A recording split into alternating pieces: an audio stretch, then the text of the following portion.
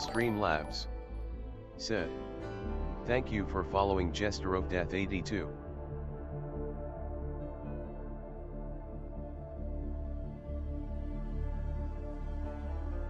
Streamlabs said asterisk thank you for following second instance.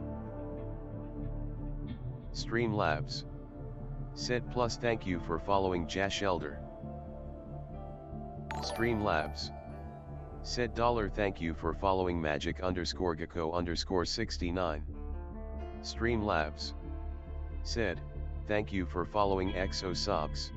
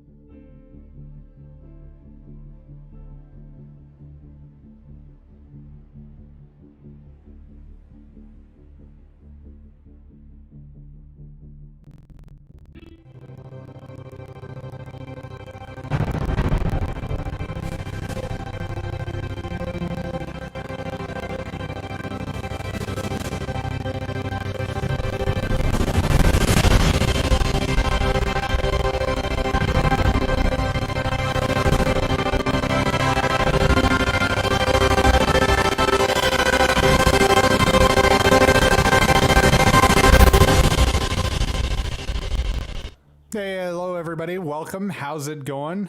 I am Steve Thomas at Choice Minis on your social media of choice. We picked up a whole bunch of followers in the last couple of days. I just threw them all up in chat there.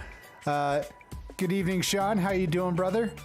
Nice to see everybody tonight. As you guys can tell, because I haven't started introducing him yet, I don't know where my better half is.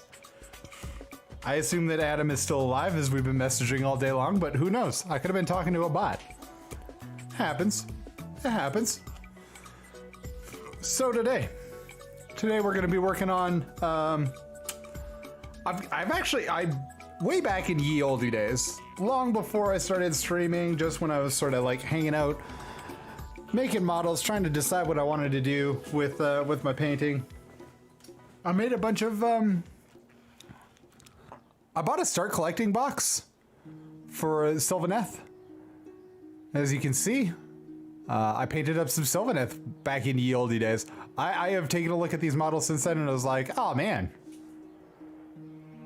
I like these guys. And since I have a week off this week, as you can tell by the background music that now exists and the intro music that works again and all the rest of it, I've got a week off. So I decided that I was going to do some stuff with the stream while I had some time to do stuff with the stream.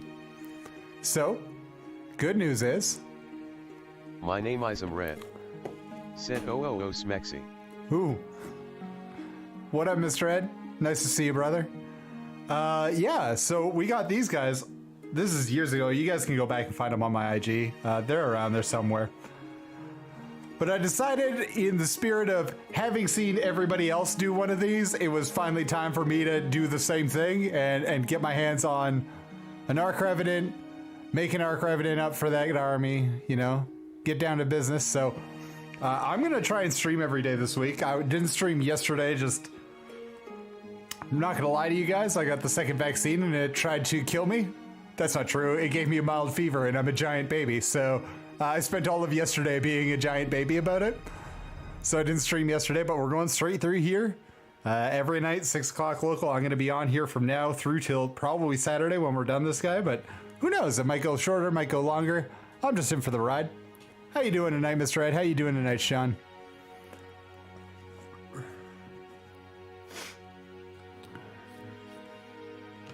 All right, let's talk about colors a little bit. So I've got a Spirit of Durthu who's not entirely done here, but he's probably the best example of what I wanted to do with colors with these guys. So let's talk about the portions of this guy. So in some of the skin areas or the unarmored areas. My name is Red.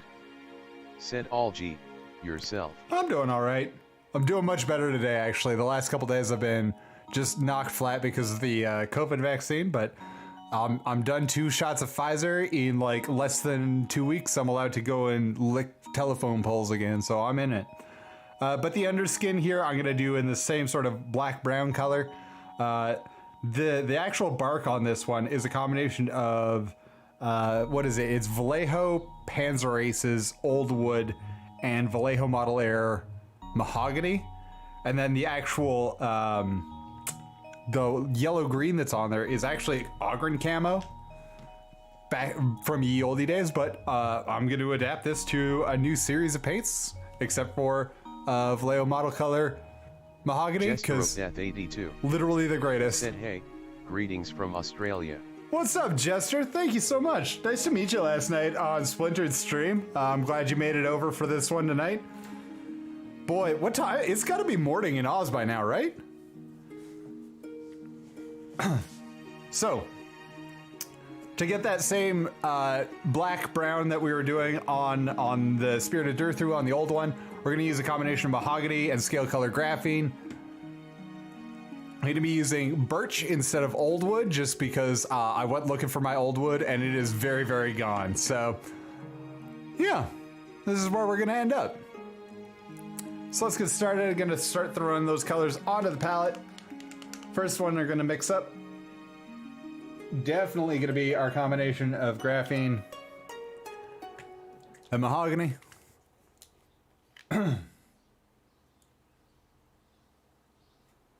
Now, I'm also going to darken this down probably. I might either use black or I'll come back. You know, now that I'm thinking about it, I'll probably use a black ink and thin it down a little bit just to get that going. But we'll see. We'll get there. I'm going to use this desaturated brown as sort of our mid-tone though. So we'll get started there. And then we'll start evening out colors as we go. So what are y'all up to tonight? I'm just excited this week to really put some time in on the stream. Probably going to be on both YouTube and Twitch the whole way through, but you never know. Let's get started. Jester of Death 82 said working. That's fair. My name is Red. Said Domo Arigato Mr. Roboto. Sorry, had to. Yeah, I've been messing around with the stream settings just so it yells everything out loud at me. Because without my significantly better half on the stream with me, I definitely miss you guys talking. So just felt like a better option to me to have both going on, kind of a deal. I'm going to turn the music down just slightly. I don't know how it is for you guys, but I'm going to turn down that background music just a little bit. Oh yeah, no, what is up? Adam is in my head. Adam, keep talking so I can figure out which sound setting you're actually on. As I get Twitch and YouTube set up. All right, everybody, it is our bronzed god, our beautiful Adonis, the best part of this stream, Adam Grimm, beach_vacation_Mando on Twitch. Adam, how you doing, brother? Really, really itchy. I was doing straw wattles, which are the erosion sausages you see at the end of, or at fence lines and stuff on hills. And so I was super sweaty and then got covered in straw. So and I'm just itchy. That is fair. I do love that you describe them as straw sausages. I probably would have gone with sausages personally, but I salute straw sausages. Well, we can't call them erosion snakes anymore because then like we call the actual like erosion water paths snakes. Okay. So. Well, you learn something new every day, I guess. I had no idea that they had changed the name of everything in landscaping. Just I assume just for funsies. Yeah, well, like they're called waddles. I don't know why. Probably because when you carry them on yourself, you kind of waddle. Makes sense. I don't know if you've seen this or you saw that I changed what our stream is today, Adam, instead of being... It's an Arch-Revenant of Sylvaneth. Yeah, it's a Sylvaneth Arch-Revenant. You know what? I have a whole bunch of these that you know the like ones that I use for D&D for my Necromancer, right? Those are all tree revenants. So this is apparently the best of them. I mean, that's debatable, but like he is pretty badass. And when this model first came out, there were like literally hundreds of them on Instagram, and that was when I was like, I'm never painting one of those. I'm nowhere near as good as those guys. Now I'm like, forget it. Everybody's over that fed. Time for me to hop on board.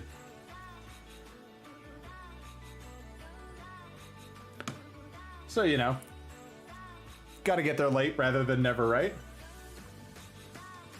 Yeah. I mean, I do really... Like, I agree. I would probably never paint one of these models just because I don't feel I would be able to do the wood texture on them well enough. Yeah, but I do really, really like them. I've always liked the Wood Elf minis from Oldhammer and in AOS. Yeah, I definitely miss the actual Wood Elves. Like, don't get me wrong, I love the Sylvaneth, but like, I've got the old Wood Elf prints that I did up a long, long time ago, and also a whole bunch of like Wildwood Rangers and stuff too. And I love them. Just unfortunately, AOS went in a different direction with their elves. Decided more trees, less elves. Yeah. Or different elves. I guess we finally got high elves sort of again, but now there's something else, so.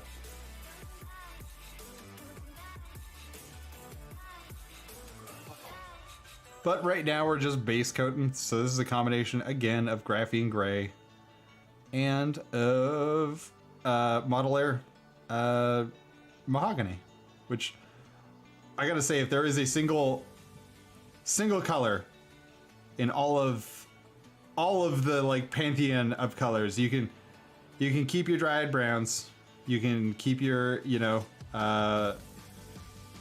God, what's the other really popular one from Citadel that everyone...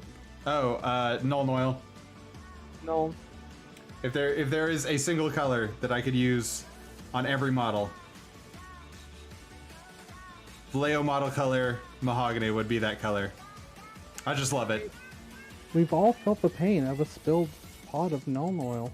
Oh yeah, no, I've definitely done it. I've spilt far too many pots of not just Null Oil, but like Agrax, Null Oil. My last little pot of Fugan Orange. I don't even know if they make Fugan Orange anymore. But the Citadel line of paints over the last like 5 years has gone through. We're like, hey, we brought in this new paint. Like 3 months later, hey, we no longer make that paint because we're making this paint now. Are they the same? Not even close. Oh, okay. We, you know, there's some really nice colors out there. I do like. Death 82 said unpopular opinion. As much as I don't like Null Oil is the bad. Ultramarines, I do really like the Ultramarine, like the series of Ultramarine blues they brought out a few years ago. They are really, really nice paints. And also nice shades of blue. And Jester, you're not wrong. There is a reason I no longer use like most of the Citadel line. Yeah, aside from the fact that their pot makeup, like just the way they insist on using those pots, makes me want to throw every one of the Citadel employees off of a cliff that is both tall enough for it to hurt, but not so tall as they're going to die. Because I feel like they should be given the chance to redeem themselves afterwards, but I'm also vindictive enough that I want them to fall off a cliff. To fall off a walkway into a giant vat of melon oil. Jesteropt82. Said army painter washes are the I go. haven't actually used any army painter washes. Yeah. Yes, I have. Yes, I have. I have oily steel and a couple other ones. I used My to name use. Isam Red. Said transfer to dropper bottles. Why would I transfer them to dropper bottles when I could just buy a superior paint that's already in a dropper bottle with or without the shaker bead in it? I mean, don't get me wrong, like, it's not like I threw out all my Citadel paint. I kept using it until it all dried itself out because their bottles are manufactured to kill their product. I'll be right back real quick. I just gotta go see what my dog is barking fiercely at in the living room. That's fair. Yeah, no, I infrequently use like washes, like not as a technique. I use washing as a technique all the time. Like I'm basically doing it right now, but I very rarely use stuff that is labeled as washes I like to use like quick tone or strong tone both as filters for stuff, but I typically use it pretty watered down. I like using Vallejo, Vallejo Model Color Smoke as a really nice yellow red or yellow brown wash. And I mean, I still like, heck, there's like Reikland Flexshade gloss on my desk right now. So like, it's not like I never use them. It's just that like that gloss I'm using because I needed to richen up Vallejo Metal Color Gold because it's not a great gold. It's unfortunate because it is the only gold. Well, there's gold and copper in the Vallejo Metal Color paint set, but like both of them are. I mean, copper is really rich for what it is, but it is very, very pink, and it doesn't translate well as a gold. And gold itself is very desaturated. So, I actually, when I was painting up Adam's it was Adam's birthday last week, and for our birthdays, I painted Adam his con last week, and yeah, they get the gold to richen up the gold a little bit on his con. I just gave it a quick wash with gloss because metal color is super glossy, and since I was doing true metallic metal anyways, I used other things to manipulate like light and shadow, but I just used the Reikland Fleshshade to give it a little bit more red tone into the gold. But that is how it was, how it is, how it will be. Now, the wonderful thing about our mahogany color here is it is very highly pigmented.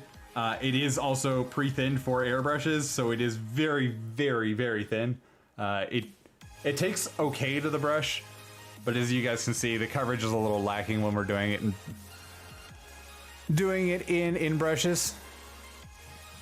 So it's going to take me a little while just to build up base coat right now, so it's nice and even. I mean, there is also other pieces to this, so there's a base that we're going to be doing it on. This is my pretty standard. At some point in time, I guess I can talk about how I do basing for the Dead Forest. I'm doing, like, this is all going into Autumn Forest, and then of course, there's the set of wings for our... All this stuff was base coated, just rattle can Mechanica Standard, because I'm using off the last of that rattle can, just Mechanica Standard gray shot through rattle can. And then I just used, on this stuff, it was FW white ink just to give me the little bit of zenithal. I'm doing some directional, I want a directional highlight on this guy. So you can see the zenithal's not from directly above the model, it is definitely from this facing, so. Yeah, it'll give us a little bit to work with there. Sorry, I also, in the like 5 minutes before I went live while the countdown timer was on, I definitely was scarfing down like a pound of potatoes because otherwise I don't eat till the end of the podcast or the end of the stream. And if I don't eat to the end of the stream, I become hangry about halfway through and I wish to murder everyone. So not wanting to commit mass genocide on stream or mass murder on stream, I guess. Although it'd be really hard for me to get to you guys, especially in Oz. Like, I'm in Canada, so that's quite a feat to get you like taken care of all the way across the pond. the very large pond. Certainly hope everything is okay with Adam and his dog. We actually got to get together on the weekend, so Adam My and name I... is Red. Said I'm like that with coffee. Yeah, that's fair. Adam and I actually saw each other for the first time since lockdown basically started. I mean, we saw each other socially distanced at one point before that, but we actually got to hang out this weekend to both celebrate our independent but very close birthdays, as well as Canada Day this weekend, which was super nice. I got to finally introduce my puppy to his puppy. Artemis and Rocket, Adam's dog, are the same age, even though yeah, it was and my Apollo, who you may or may not be able to hear, is having a great time in the background with his sister.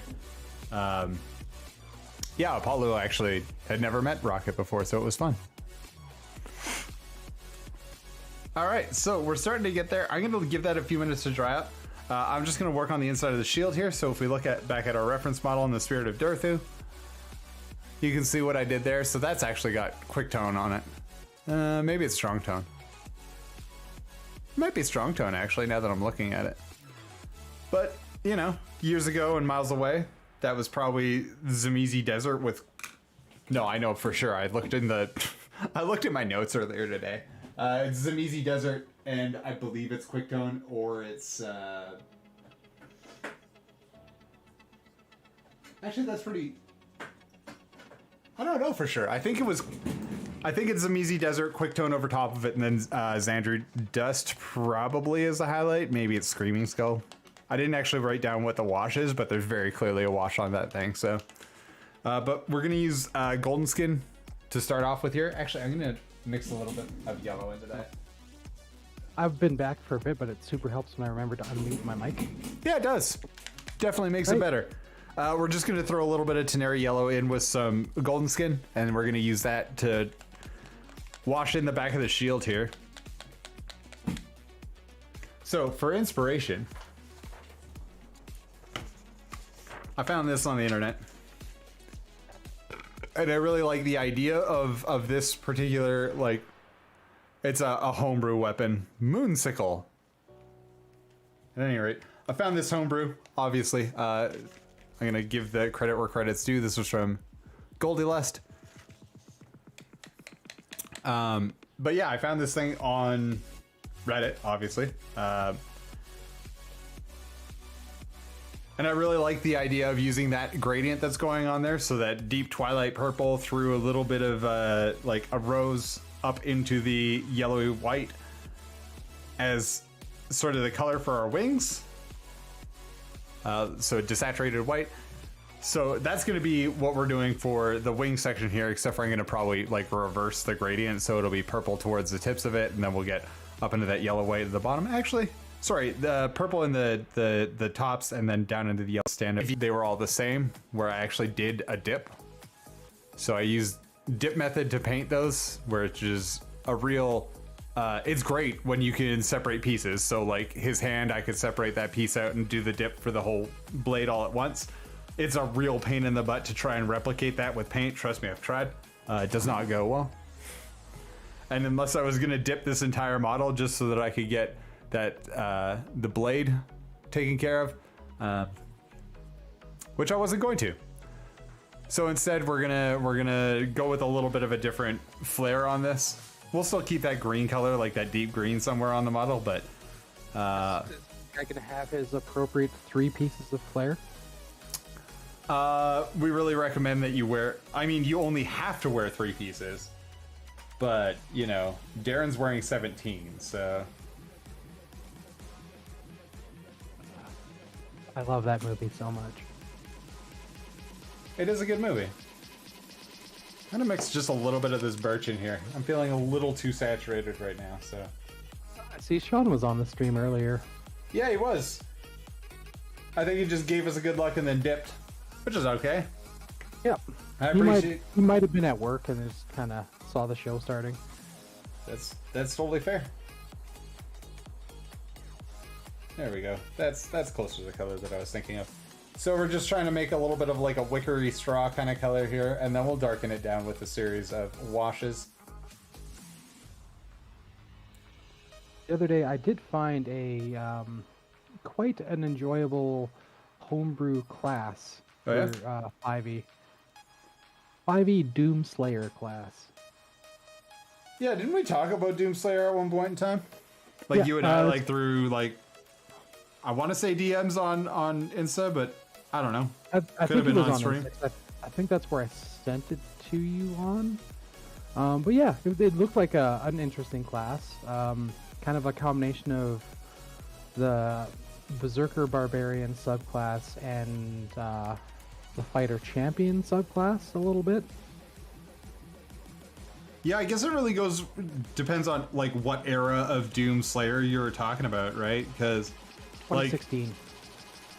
yeah, fair enough. I'm just thinking of like the old Slayer prior to the remakes. Well, not remakes, the relaunch? New? Before he was Doomslayer and he was just Doom Guy. Yeah, fair enough. There we go. Doom Guy. I know his actual name. What's his Flynn actual name? Taggart. Huh. Nope. Corporal Flynn Taggart was the name of the Doom Guy in the original two Doom not movies, video games. I was gonna At say least the Doom movie. that's- He was Slayer because No, he was Reaper. Reaper, right? Yeah. God, that was a bad movie. So I still really enjoy watching it though. It's one of those like fun, really bad movies that I can just kind of put on and do other stuff and clue in and realize that I haven't missed anything from the movie, which has kind of been how I felt about that movie since it came out. Yeah, that's fair. That's the one with the Rock in it, right? I'm thinking of the right Yeah. movie. All right. Yeah, that's the one. Fair enough. Fair enough. All right. Let's change the zoom so that we're actually zoomed properly. There we go.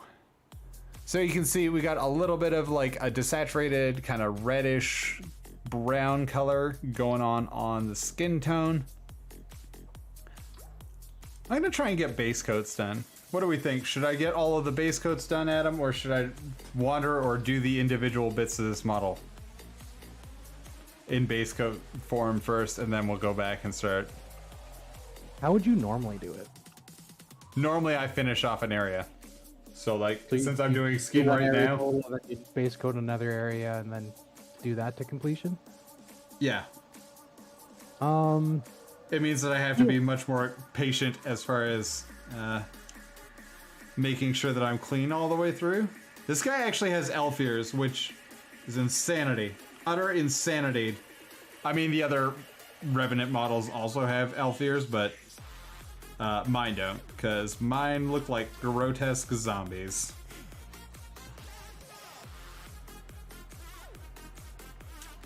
Hey, I should ask you, since you're on here, can you guys hear the background music? Can everyone share it in the background music? And what should I do with the background music? Do we like it? Should we find different background music? Let me know. Because I think right now I can make it so that it's locked behind a thing, so that if you guys have watched the stream long enough, you can change the track for me, because... And I think it's like, if you watch the stream for like a minute, you can change the track for me, because... I can hear it, but only like when I crank the sound. Fair enough. It's about as high as I can go on stream, so it's fine. I'm just gonna leave it there. For those of you that follow Fallout 4 specifically, because Fallout 76 is not Fallout. It's a bloody awful game. The Fallout London mod still has no release date, but they do have a reveal trailer, and there are weapons and armor packs available for both console and PC versions of Fallout 4. Huh. I actually I reinstalled it on my console, and then found out that it was going to be there wasn't going to be a console port planned. So I was like, okay, well, I just deleted it off here, and I also have it on my PC, so I reinstalled it on my PC, and then I was like, cool, couldn't find it in the mod thing in the game menu, then went to Nexus, couldn't find it in Nexus, but found all the other stuff, then went to the mod website and was like, oh hey, no actual official release date revealed. Huh. I don't know how to feel for you. Should I feel good? Bad? Yeah, you don't have to feel anything. It was just, I was a little disappointed, but then I saw other mods that kind of piqued my interest into going into Fallout 4 again, like Sim Settlements 2, where apparently you don't have to use your companions and mayors, and you can just make some poor schmuck of a settler the mayor of a settlement, so you can keep your companions with you. And That's then fair. you can set it to auto and leave and never come back. And then, dude, I didn't like get a whole bunch of settlements and get them all set up with sim settlements, and then leave and go do an entire like. I think I went and played Nuka World in its entirety after that and didn't come back. For really, no, it wasn't Nuka World. It was Far Harbor. I went and did Far Harbor and didn't come back because you don't really have to in that one. I think because in Nuka World I did have to come back a couple times, like for quest stuff. Well, yeah, I came back and I was like, hey, there weren't skyscrapers there before. And then I went to them, and they were my settlements. They built like, I want to say like Fallout-esque like mega blocks from Judge Dredd. Neat. It was really cool. And I never had to defend a single settlement after that, especially after I put an automatron in every settlement and then just built them each settlement like 3 sentry bots. I was like, if you guys can't defend yourselves with turrets and 3 sentry bots, you don't deserve to survive. Especially when you're being attacked by like 4 raiders. An admirable sentiment, for sure. Yeah. And then there's a Birth of the Enclave mod that I just installed that I'm waiting for it to actually activate in game because I'm not quite at the level to activate it yet. But it's adds additional story stuff and then actually makes it so you can't side with the Brotherhood. At one point there was a point of no return part, and that is fully voiced and adds 2 new companions and all that, and a bunch of new items and whatnot, and other cool stuff. So that was like, okay, you know, the Enclave was an interesting villain in Fallout 3. Didn't get a whole lot of background on them aside from they were like the true remnants of the US government from before the nuclear apocalypse. Totally fair. And they had the incinerator cannon, which is just, it's just a fireball gun. That's just what it just shoots fireball. Totally fair. I just mixed a little bit, so sorry with what's going on with the model here. Not that I don't love. I do like your Fallout stories. I'm not trying to take away from those, but on the model here, I just mixed a little bit of birch into our base coat here. I'm gonna brighten this stuff up way past what we would normally do, because I am gonna come back and darken all this stuff down. So right now we're just leaving really our darkest our darkest shadows, our base coat color, and we're gonna basically brighten everything else up. So especially on the like light facing sides of things, we're gonna go real light with this, and then we're gonna start darkening it down with a series of washes and just really establishing shadow, because we're gonna basically take this all the way back to black. So yeah, I haven't played enough Fallout past the first 2. I keep like the original 2. Yeah, like Fallout 1 and 2. Like the isometric games. Because I'm 1,000 years old and I hate fun. Only remember the second one, and then I also got Fallout confused with Full Throttle a lot. Definitely different games. Yeah. Kind of same vibe though. I do like Full Throttle. LucasArts ScumVM point and click adventures are a jam. So that is about the speed and reaction that I can handle, is point and click adventures from the 1990s. That's totally fair. I did. I know you don't like The Big Bang Theory, but it's a game they mention on that where it's the fantasy game where you have to type in what you do. King's Quest. King's Quest, yes. I did briefly have that on my computer for a bit because I was like, you know what? I mean, try King's Quest, and it was definitely like, take right fork. there are lots of them. The probably the most famous fantasy one is King's Quest, but there are lots of those games. I do want to say I remember there being in like the early 90s shareware era, which is an era of video games I dearly miss. That there was like a sci-fi one as well. There was. It might have actually just been called Space Quest. It absolutely was called Space Quest. Yeah. And there wasn't just one of them. There were 7 of them. Yeah. I only played the... Actually, it might have been Space Quest 3. Because it was on a shareware floppy disk that had Wolfenstein, the shareware version of Doom, which was it wasn't the full game of Doom, because it was... That's why it's shareware. Yeah, it was just like the first 3 levels. One Must Fall, which is an excellent robot fighting game. And a couple other ones, and that one was on there, and I was like, cool, I like space and quests. And then I was like, where's all, like, there's pictures and stuff in the game, but it's just kind of like, it's a picture of the scene that is then described in the paragraph below it, and then you have to, type in what you do. I think Space Quest 3, there was full interactive graphics. Like, you still wandered around a map. Okay, maybe it might have been a different one I was thinking of then. But, like, yeah, I played a lot of those games. As a matter of fact, I've probably played most of those games, at least the ones that have survived to today. Because I do like a lot of that sort of style of game. Because that's... Listen. You probably know the name of the sci-fi game I'm thinking of right now. You remember the Dragon's Lair arcade games? Yes. Do you remember the sci-fi one of that? Ooh. Still looked the same. Like, it was still like the kind of, blonde hair, blue-eyed, dopey hero, but he was just in space gear, like using like a space captain kind of outfit, and then like the same kind of redhead. I'll just call her a space damsel for lack of a better term, and like the same bad guy, but then just done up. Or I guess it was a new bad guy, because the bad guy in Dragon's Lair was a dragon. Yep. Possibly, but I'm blanking on the name right now.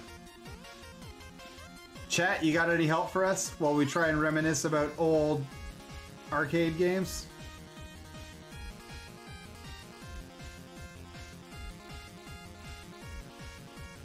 I promised I turned off the text-to-speech now that Adam's here. It's just while Adam isn't here that I need the text-to-speech. Or, we can continue to have the text-to-speech. It's really up to you guys. It depends on how annoying you guys find it. I like the robot voice. The robot voice is a fun interruption. But it's up to you guys. Dragon Slayer.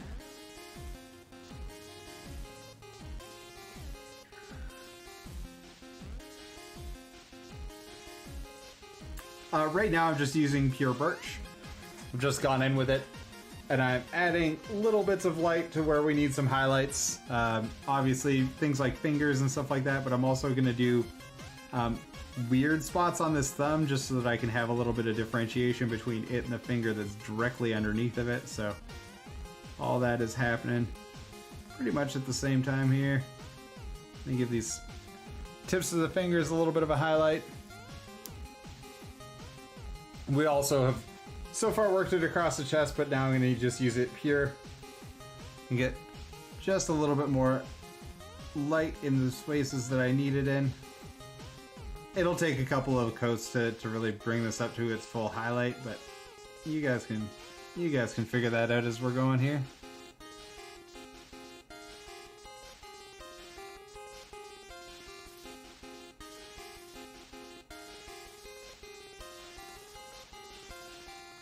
Mr. Theft's getting into it, jamming to the robot voice.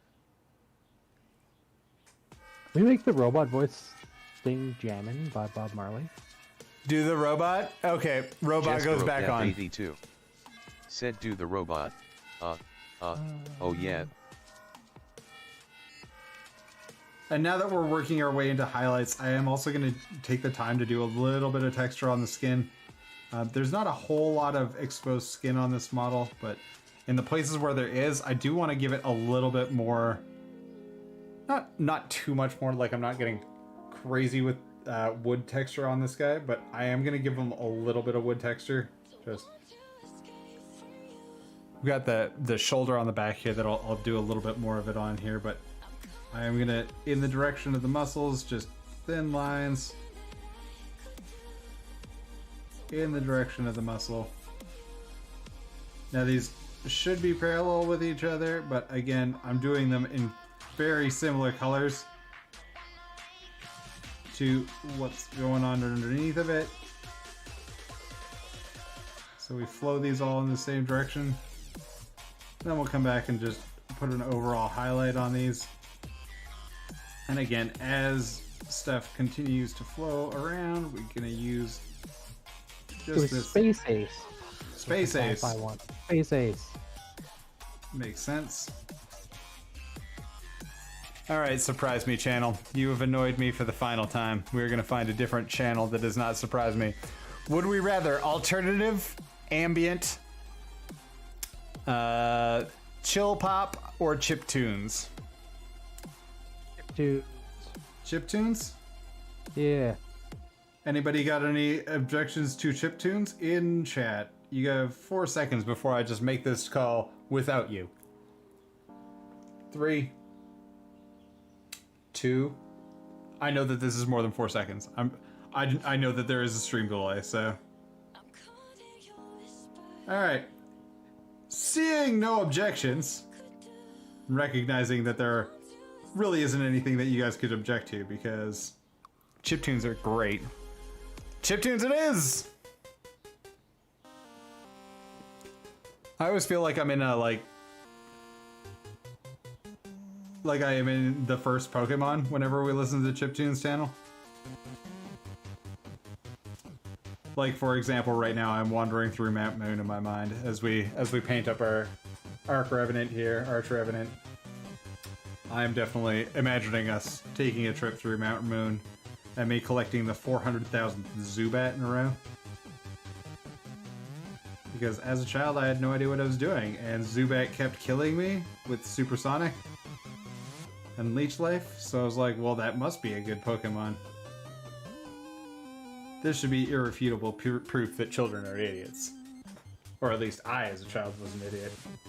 Oh, I was super dumb as a kid. Right? So again, just working some of this highlight onto the knuckles and stuff here, into the tops of muscles. I've got sort of that wood pattern, that like wood grainy pattern working across the tops of these muscles, just on his shoulder here. We'll continue to build that up just a little bit. And again, we're going to recoat this. Like, this is going to come back down in color quite a bit, so we're going to cover it over probably, I don't know, maybe black ink.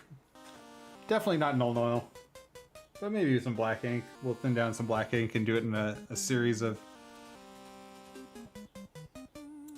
washes that are rather thin. Not too thin though, but rather thin. Let's just get our last couple of hints of highlight here. So I have decided, Steve, I am going to get Warhammer Plus when it comes out. Yeah, I already... I'm in. There's just too much stuff, and I have been bugging everybody that I know on the Warhammer creative team to see whether or not it is actually Darren that's doing the... Surprisingly, nobody's allowed to tell corporate secrets out loud, but I have been bugging Darren Latham and the rest of the Heavy Metal team to see who's actually running them. They will admit that it is somebody from the Heavy Metal team, which is good. That's nice. Especially since Heavy Metal has changed its style, starting with Age of Sigmar 3.0. They are using closer to Darren's style of painting, which is always good. It's nice to see some innovation there. They're getting away from just the base coat wash highlight. It's nice to see some innovation coming out of those guys because they are hugely influential in the industry. So it's nice to see that they are also changing with the times as mini painting as a hobby is sort of changing. So that's always good to see. Like, I didn't want to pressure. I mean, like, everybody sees the Citadel box art. Like, everybody sees Games Workshop box art, and It'd be nice to see that they are painting people how to paint like the actual box art instead of just random whatever. Alright, let's just... I just wanted to outline the shape of that muscle on his back, so I'm just gonna give that a little bit of a glaze to knock it back into proper amounts of highlight. Now, our Arch-Revenant here, I'm not certain. It's definitely got like very pronounced boobies. I don't want to like say that it's male or female because I really don't know. Like, I don't know whether or not tree revenants or the spite revenants or like any of them. I think the Draika is actually female, like canonically female. But our Arch-Revenant definitely has the... I was trying to decide whether or not it should be called Untitled to the underboob area there. Now we're gonna blend out these things back with some... Before I start already, like I don't want to... As a definition of volume or of shape, spend the time now to kind of clean up shapes, give all of our volumes their proper shrift here.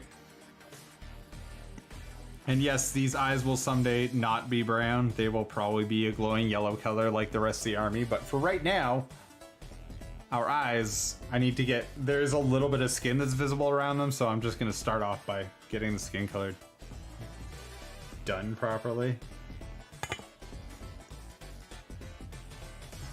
And then we'll come back. We'll clean them up. So, Adam, are you inspired to get to the rest of your kill team now that you've got many heroes on the way?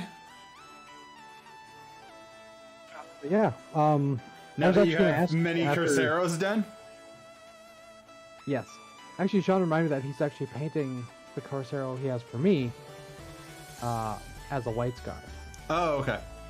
But I'm still going to use the one that you painted for me as a Stormseer. Fair enough. Because they don't have a Stormseer mini yet, and I'm building my own Chapter Master, so... Yeah, we're going to have...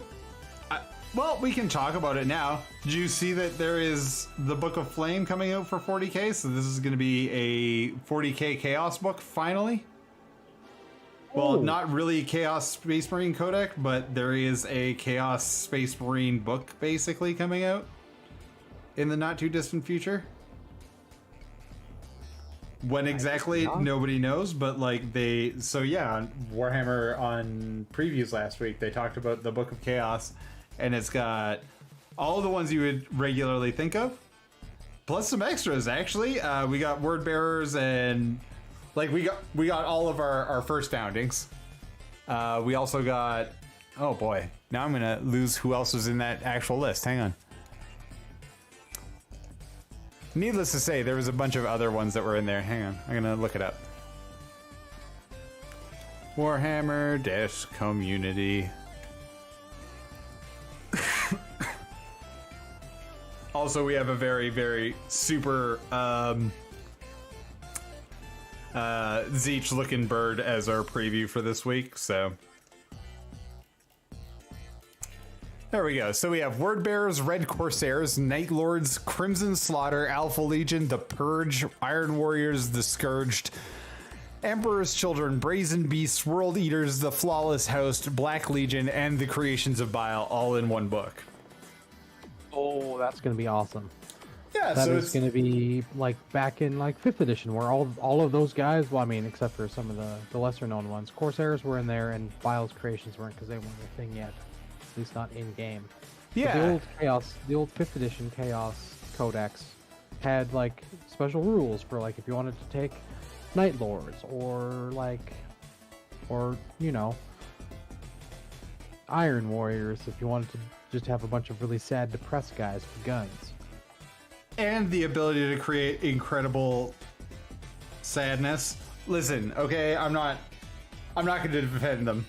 I'm really not. But I am also impressed that they managed to pack that all into one not Chaos Space Marine Codex.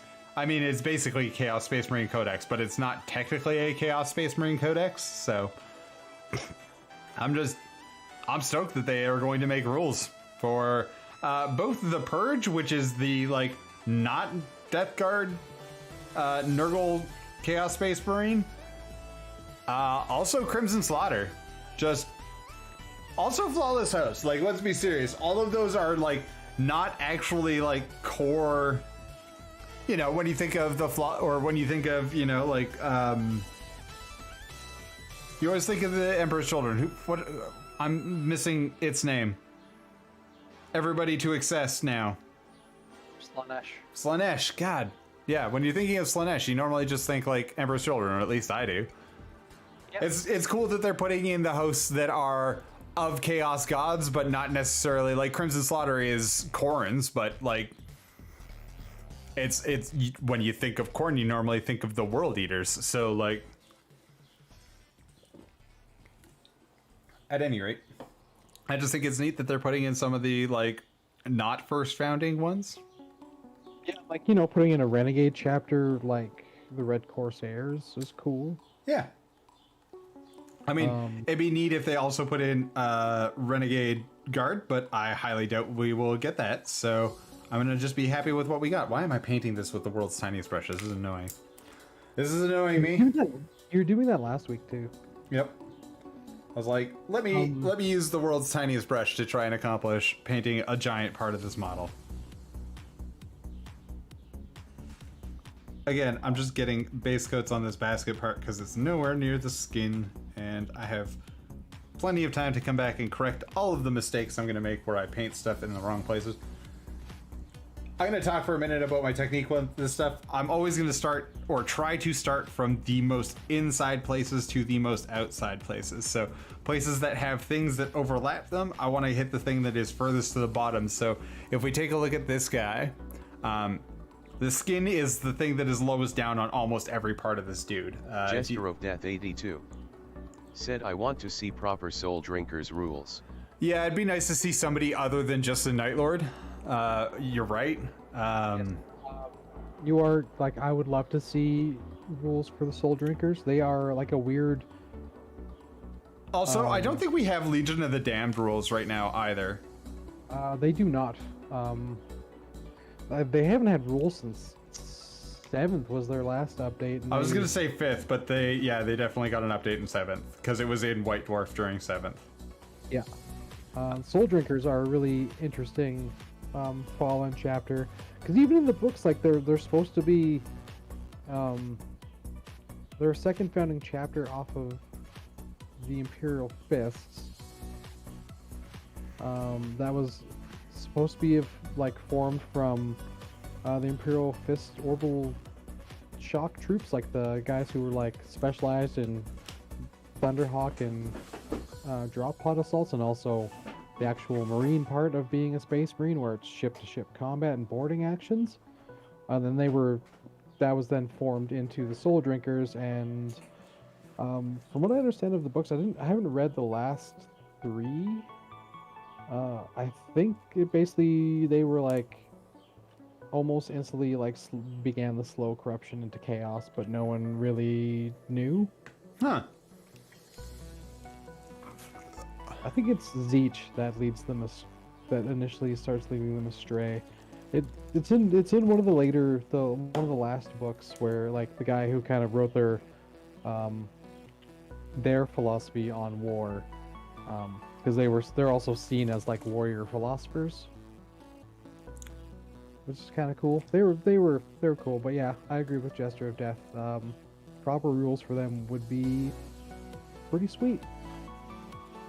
You can have a Psyker that's half Space Marine, half giant spider. Yes, please. I'm suddenly 1,000 times more in. Like, I was in before, but if I can start using the old, I really want to use the old Spider Rider kits from like the old Goblin Spider Riders. Yeah. Yeah, those are. And putting Space Marines on them. That sounds like a ton of fun to me. Yep. Actually, I have seen a conversion where someone did just that. They took the torso from a Space Marine and, like, I think they actually took I don't think it was a Spider Rider. I think it was one of the Dark Elf spiders. No, it was a Spider Rider. It was like the hero one, so his spider was a little bit bigger and looked cooler. But they used that body to, like, make the Space Marine body, and they even made the robotic front leg that he has. Nice. So someone ripped his leg off, so they made him a robot spider leg. Check out my sweet robo spider leg. Yeah, he has a really cool psychic power. I think it was called the Terror, because he was What? Spiders don't cause terror? he was a transmitting telepath, not a receiving telepath. Okay. So he you could say stuff to him telepathically, and he just wouldn't get it because that's just not how his power manifested, I guess. Okay. But his thing with the Terror is he delves into everyone's worst fears, and those fears then become reality. And everyone's worst fear isn't being a spider centaur, hey? No, because it doesn't work on him. Okay, but my worst fear is becoming a spider centaur, so maybe not. No, I don't want to fight a spider centaur or end up trying to be the object of lust of a spider centaur. Both of those sound awful. Well, he's a space marine, so he's neutered. Unless you're thinking of D&D spider centaur. Oh no, that is the part that gets me though. Driders are the thing that makes me not like the entire Mesobearzen series by Homeland by R.A. Salvatore. Like that is the reason I don't like reading those novels, because I think about it and I'm like, ew, no thank you. Don't get me wrong, spiders are cool. I don't want to be the object of affection of a half spider insane person. No thank you. No thanks. No thank you. No. I like spiders. Nope. They're neat. They're fun to watch. Still creepy. Oh yes, utterly alien. But so in a series of, sorry, I'm just going to talk here for a second because I put a bunch of stuff on the palette and haven't had a chance. So just our wash here is a combination of black Vallejo Gain Color Black ink and Vallejo Model Color Mahogany, just mixed into a bunch of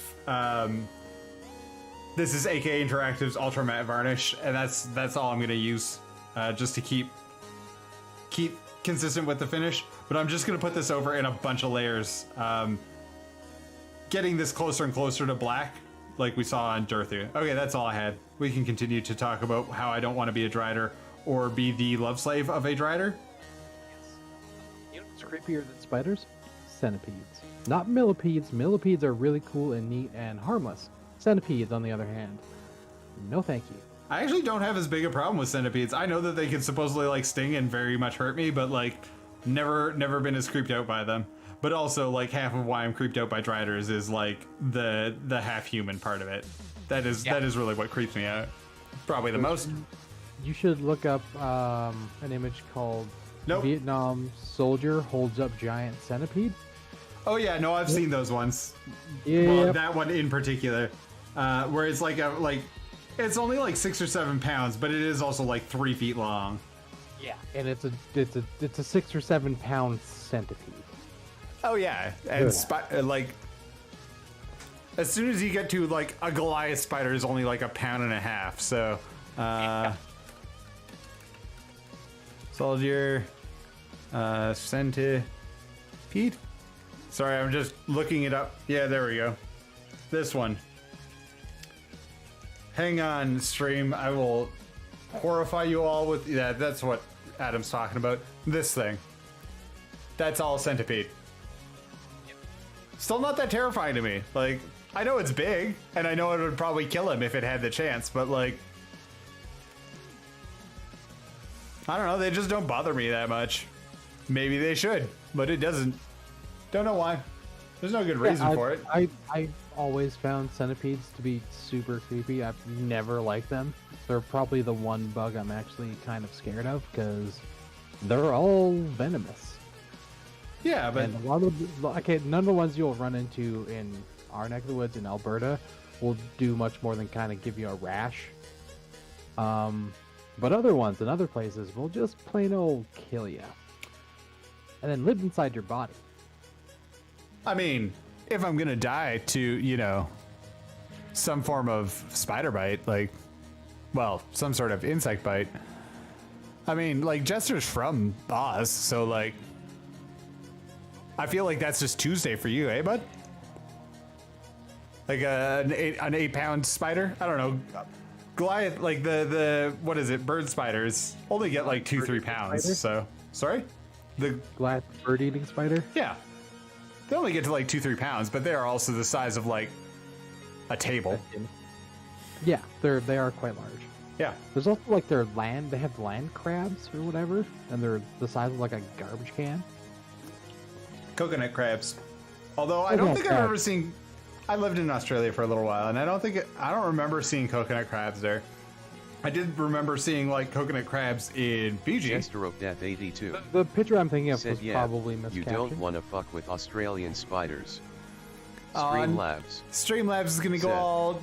Jester Don't of Death swear at 82 us, dash but I don't- please refrain from using Yeah. foul Yeah. language. Streamlabs Yeah, I don't want to said, mess with most at animals choice in mine eyes I am Australia. having some trouble You have functioning cute, as intended. cuddly koala bears who will To work eat your properly face, I need to be modded. that are You nicknamed can drop do bears this by 'cause they like typing to attack / from trees, which is terrifying. Also, they're probably just having a bad trip. I think that Jester and I were joking about this with yesterday. Was it yesterday that we were making? It must have been yesterday when we were talking about drop bears on Splinter Brush's stream. Drop bears are 100% real. Yes. I apologize for ever insinuating that they were only a myth. I don't know what I was thinking. They're clearly very real. And yeah, there are no Australian spiders that I really want to mess with. On an island that doesn't have, like, really any, well, there are, until recently, there were no amphibians or reptiles to really deal with the spider issue, and the spiders just had a crazy arms race. Yeah, no thanks. No thanks. I don't need to be a part of that particular losing game. Aussie spiders can just... Jester of Death 82 said drop bears are totally real. They are. I've never even been there. I only know a very little about them. I found out about them because some guy made a Chindit forest for K-47 and called his Bruin Walker the drop bear. Fair enough. It had a giant cutter claw and then like a circular saw for hands. And I was like, okay, cool. And some other Australian guy commented was like, that's pretty appropriate. I just love. Sorry, whenever I think of drop bears, all I can think of is the like weird what is it? It's the John Oliver koala chlamydia ward, I think, in Sydney. Just I like Last Week Tonight, and there was an instance where him and Russell Crowe were making fun of each other for things, and so Russell Crowe donated enough money that he could call the chlamydia ward for koalas the John Oliver koala chlamydia ward. Wow, that is surprisingly tough to say with a straight face. Koala chlamydia award? Yeah, they all have real bad chlamydia. It is just a thing. They also may be slowly going extinct, both because eucalyptus trees are good for nothing except for keeping drop bears docile, and because they lit on fire a whole bunch in the last couple of years, if I remember correctly. Having NSW and most of northern Australia light on fire, not great for habitat for animals. Yeah, 2019 started out kind of weird. We No, almost no. had World War III. That was 2020, my friend. That was 2020, Yep. where we almost had World War III. Australia burned down. Then we had a pandemic. That was 2019. That was 2020. Was it 2020? Well, it was the beginning of 2020. Yep. Yep. That was January through the middle of February is what you just talked through. That was only January through the middle of February. You also have to remember that on January 6th, an armed insurrection took the American Capitol building. Just everything. Just 2020 was trash. Just a dumpster fire on top of a dumpster Jester fire. of Death 82 said 2020 most of the I eastern still seaboard blame was the on zoo fire. guys who shot Harambe in 2016. That started it all. Since that happened, it's been a huge downslide.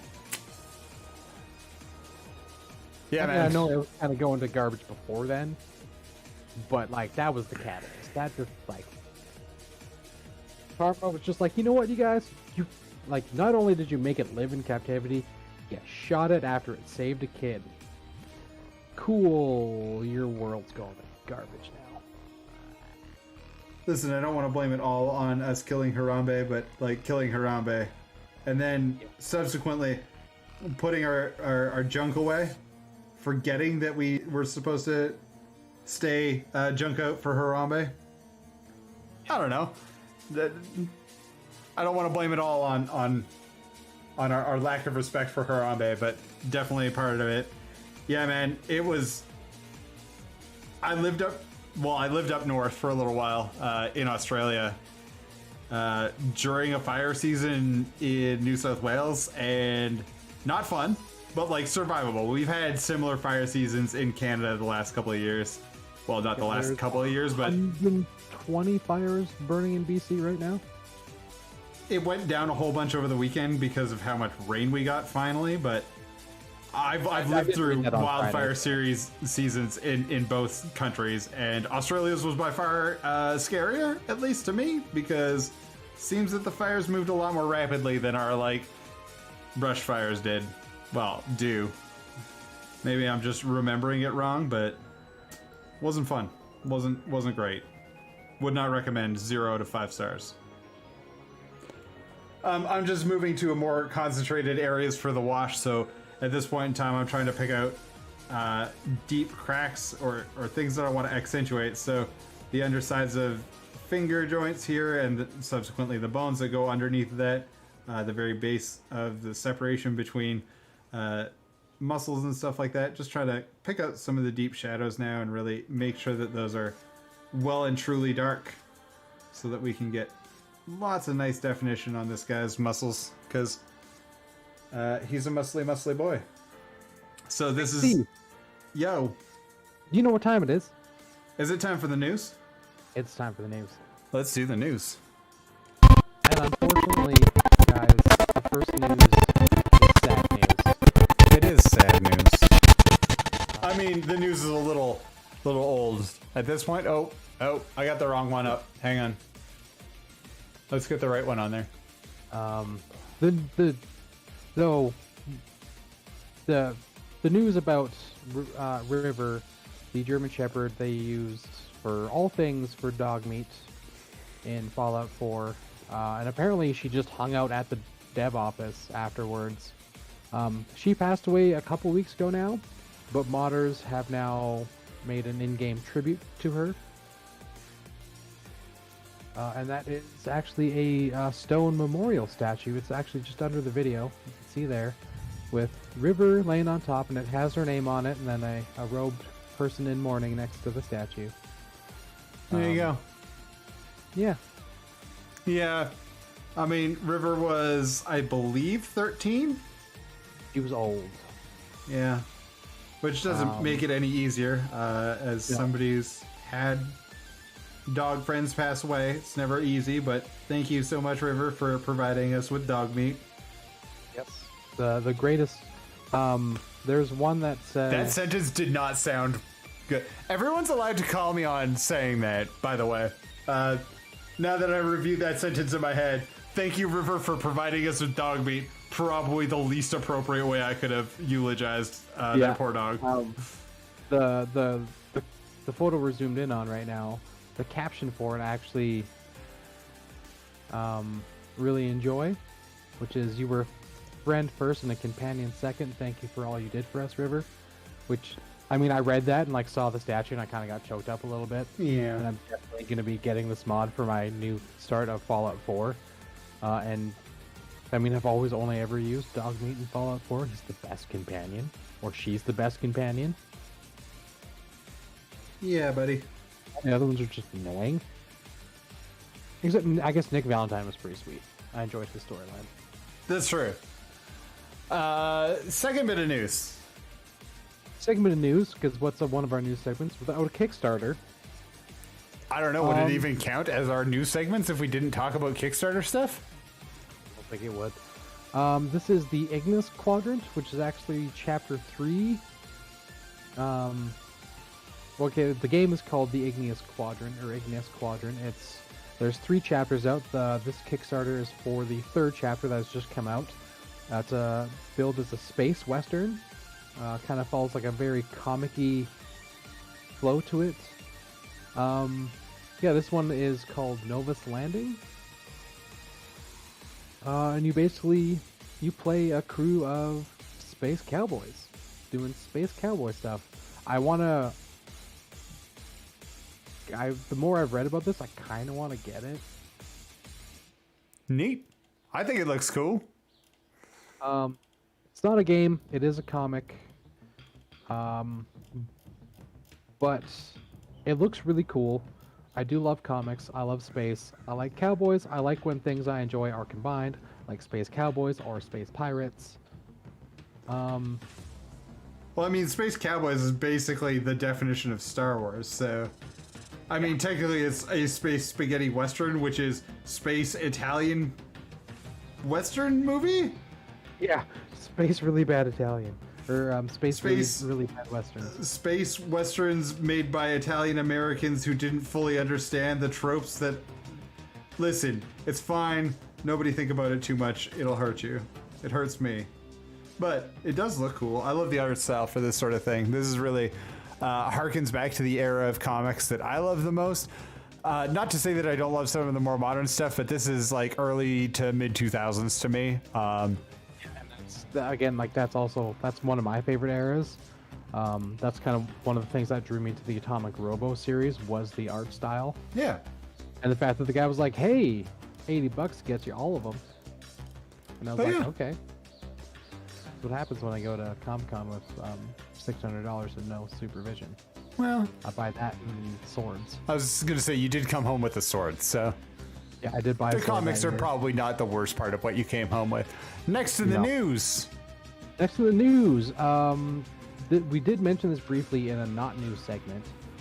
This is Transformers Rise of the Beast. It's going to be a new...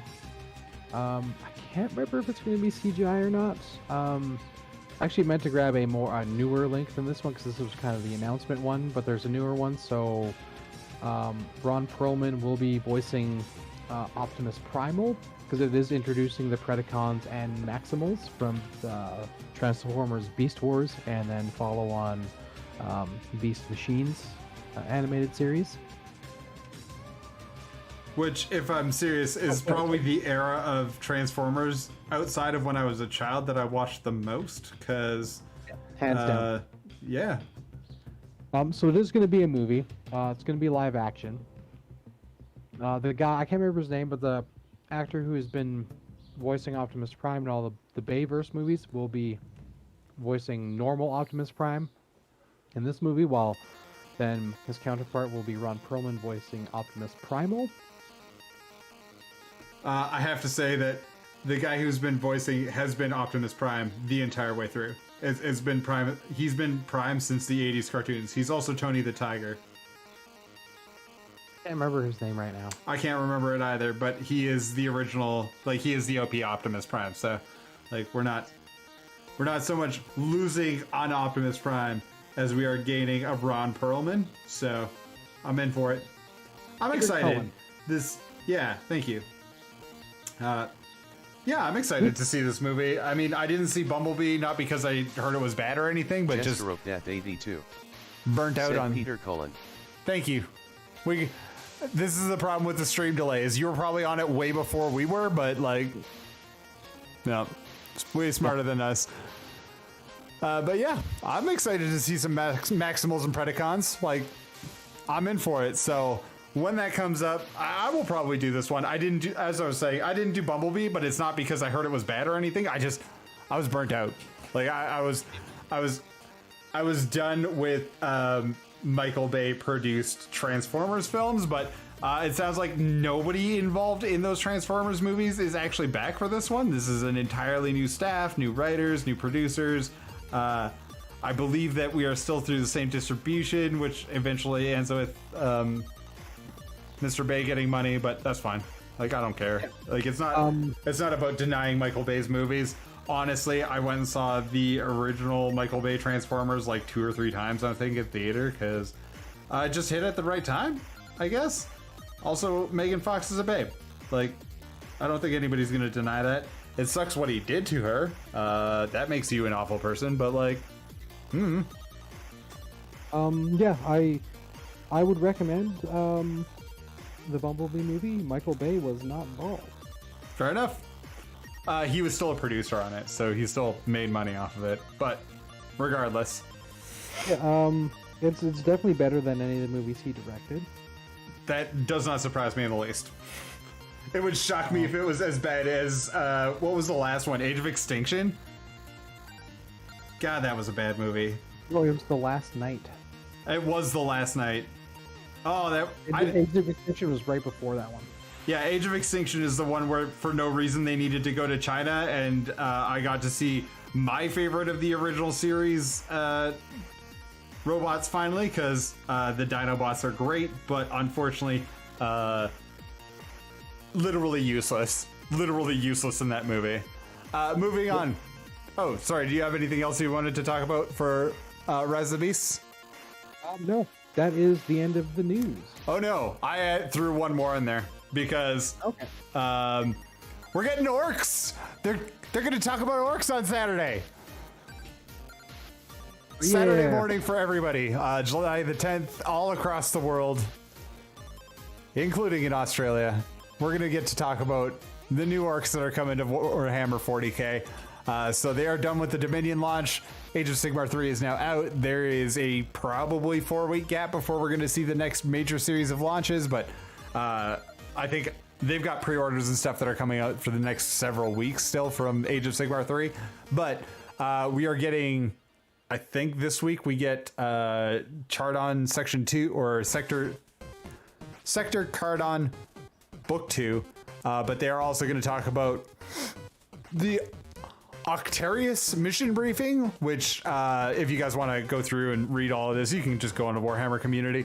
But we're getting Hive Fleet Leviathan and Orcs, which of all the things that we know that are being released for the Orcs, so we have the Beastclaw Snagas, we've got our new boys that they talked about, what, 3 weeks ago now? 2 weeks ago?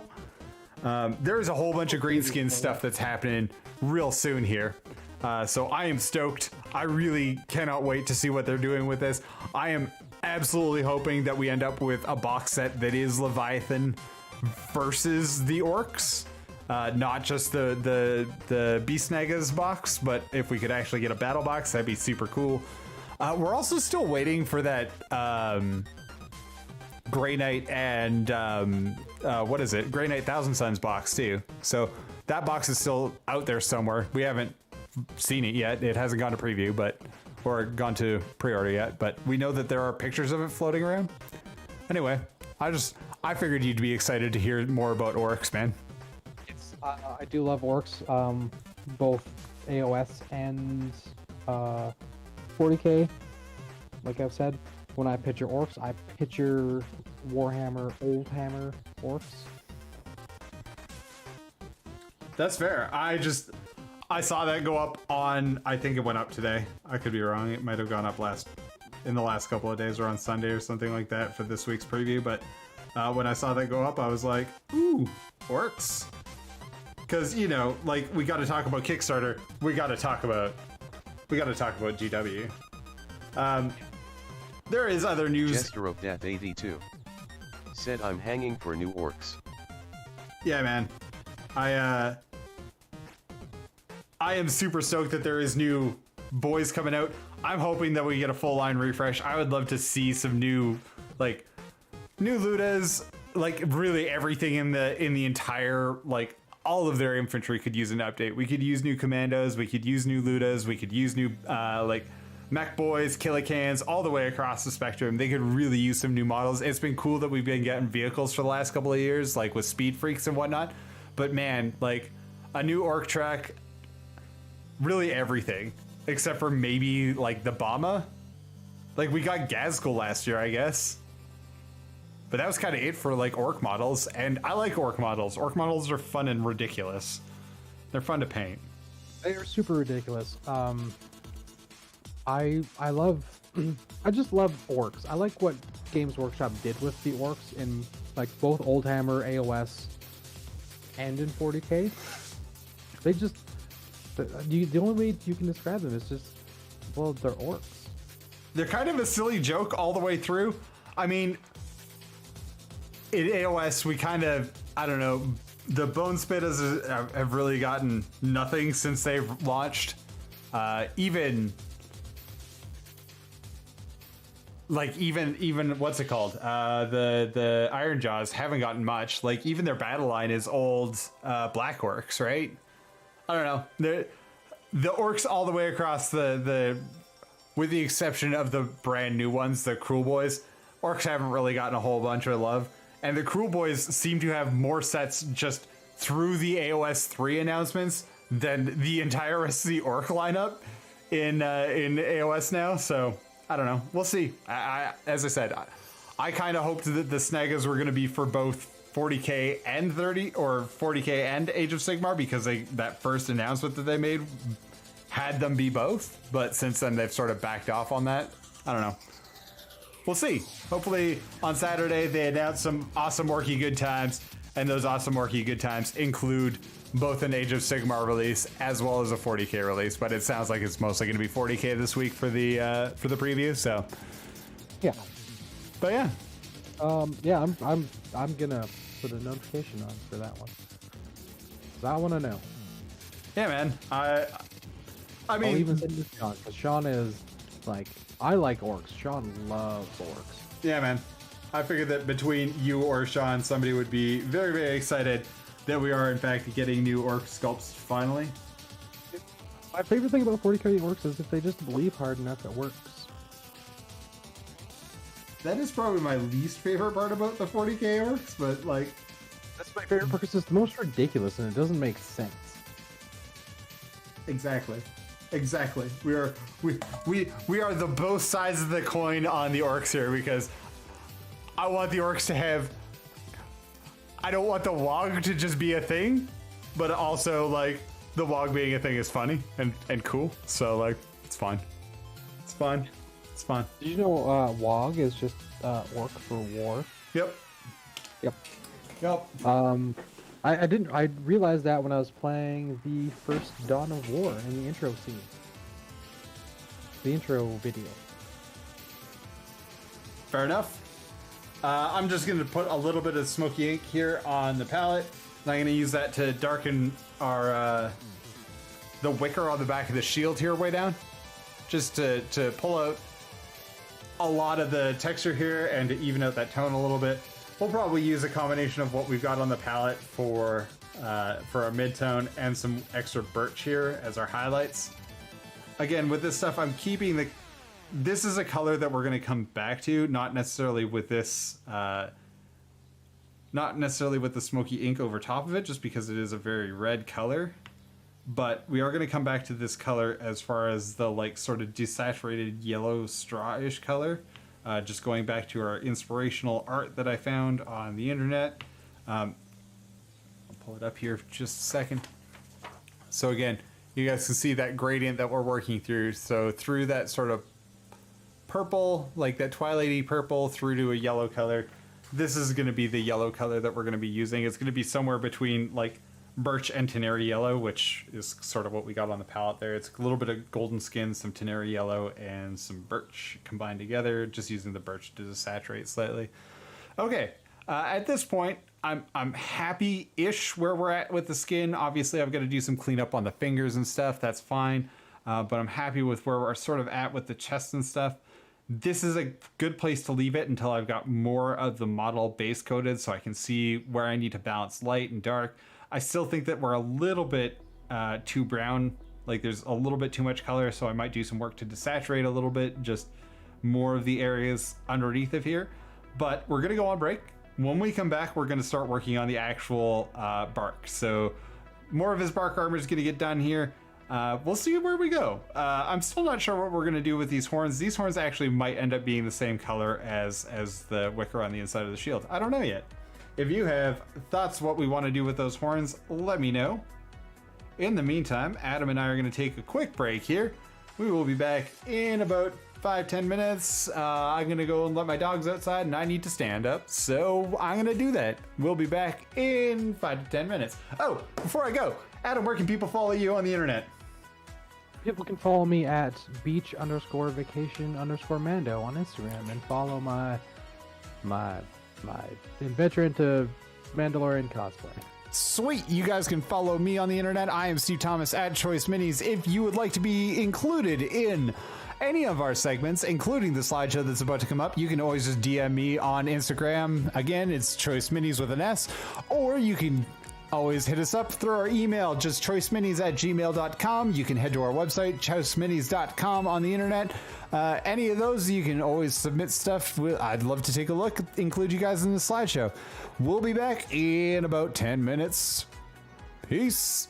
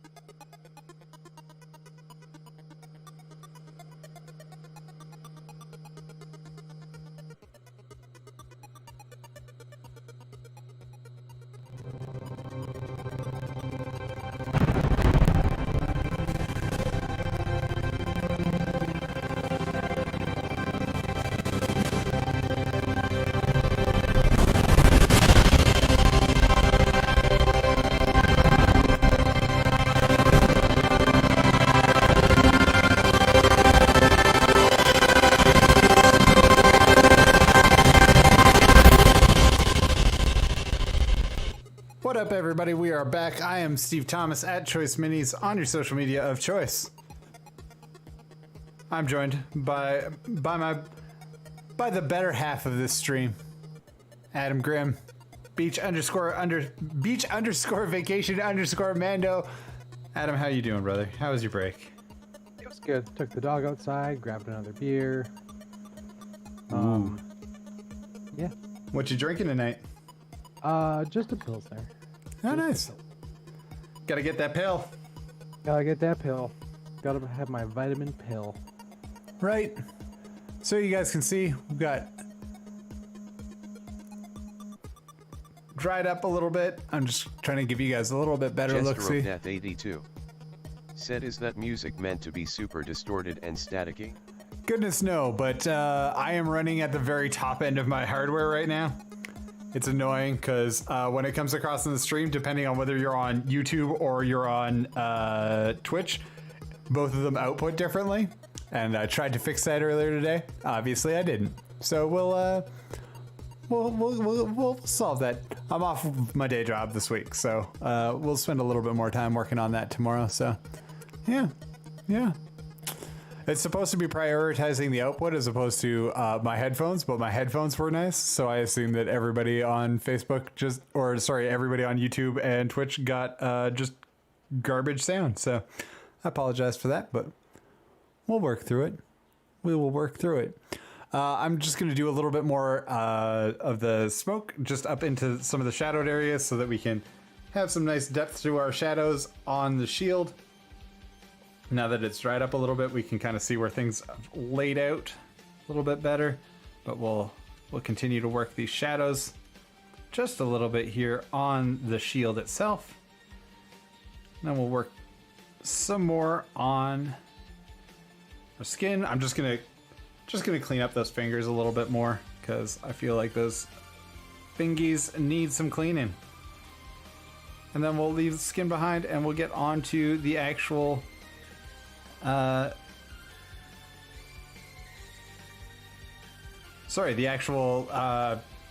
plates, the actual bark part of it, because that feels like something we should do. Again, just gonna drop in little bits of the smoky ink. So this is Vallejo Game Color Smoky Ink. Of the two inks that I like the most, Seraphim, not Seraphim Sepia, Game Color Sepia, or Sepia, depending on who you are, and Smoke are by far my two favorites. So I like Smoke, I like the brown that it is. When we get into the sepia, it's a little bit more yellowy. So I just look at how rich that brown is. Like, that is very, very dilute on my thumb. You can just see how rich that brown is. I love it. I love it. Love it so much. All right, so let's clean up those fingers. I apologize, this might go off stream a little bit. I'm gonna try and keep it under the camera, but I also have the cheaters on so that I can actually see what I'm doing when it gets that small, because I'm an old man. And by an old man, I mean, you know, aged. I am now in my, I guess you could say, late 30s, depending on how much you wanted to hurt me. I guess I just entered my mid 30s. right? Doesn't that hurt? Yeah, it's hurt every day since I turned 30. It's hurt every day since... You know what? I was... If you are of the younger persuasion, let's say your birthday starts with a twa instead of a ne, take care of your body, because at some point in time, it's not gonna You be only a thing get that... Yeah. 2 sets of teeth. One's only... When the second one is permanent, take care of them. Oh, it's not so much teeth that I have issues with, my friend. It's just being an old man. Yeah, it's true. I mean, I'm doing labor Jester where... of 82 said I've got 13 months of my 30s. I've Yep. yeah, definitely done hard physical labor for the majority of my life, and my body is definitely starting to feel it. Yep. Having worked several labor jobs, some better than others, take care of yourself, because nobody is going to help you with that, and when it all goes away, those jobs are gone. Yeah. Yeah. I will be right back real quick. I just gotta go do something. That's fair. Everybody can guess what Adam is going to go do in chat. I am partial to guessing that it has something to do with pooping. I could be wrong, but since he's not here to either defend or elaborate on what it is, I'm going to go with it is poop related. Because as much as I have the family filter on for YouTube so that I actually get like a YouTube algorithm every once in a while, yeah.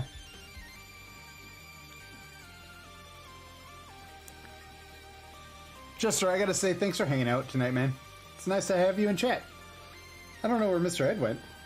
Probably because it's like 2 in the morning in Great Britain right now. I'm assuming you're asleep, man, and I hope you are resting comfortably, dude, because, man, it seems like every time you get to be on the stream with us, it is A, 2 in the morning, and B, we've had some sort of body issue, which I guess all of us can share in that misery, man. Stupid meat sacks. Stupid ugly bags of mostly water. See, and now I just put that highlight in entirely the wrong spot. So let's knock that back a little bit. Let's come in with our shadow tone here. Again, this is just a combination of black ink and Vallejo game Model Air. Sorry, Vallejo Model Air mahogany. All right, feeling slightly better about that. Let's get some separation between this thumb and that finger. We're gonna do again with our shadow tone. Even though there wouldn't technically be a shadow there, I just want to make sure that the elements are well separated so that you can really see that there is both a finger and a thumb there, so a little bit of extra shadow going over top of the that middle finger isn't going to go awry on us, just so that we're separating those elements very definitively.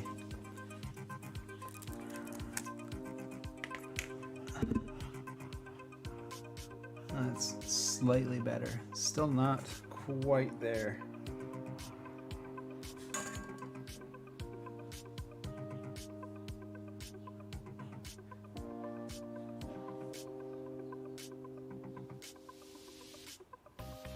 Alright. I'm feeling happy with where that's at for now. And get a little bit on the insides of this hand there. That's feeling all right. Do a little bit more to blend out. Okay, I am back. No one guessed what I was doing. I just assumed it was pooping. I was not pooping. Jamie just got home, so I went for to make out, and then I poured myself a scotch. Oh, that all seems fair. Because Definitely more exciting than just plain old pooping. Yeah, I mean, no, I've pooped my regular amount today. That's fair. Glad that we're going to spend this much time talking about poop.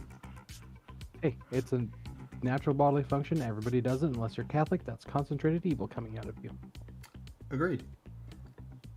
Yeah, I'm partaking in one of the tasty scotches I was gifted on Saturday, the day of my birth. Or the day after the day of my birth. Ooh, you are revealing personal information on the internet, sir. Are you certain that that is a good idea? It's already on the internet anyway. This is true.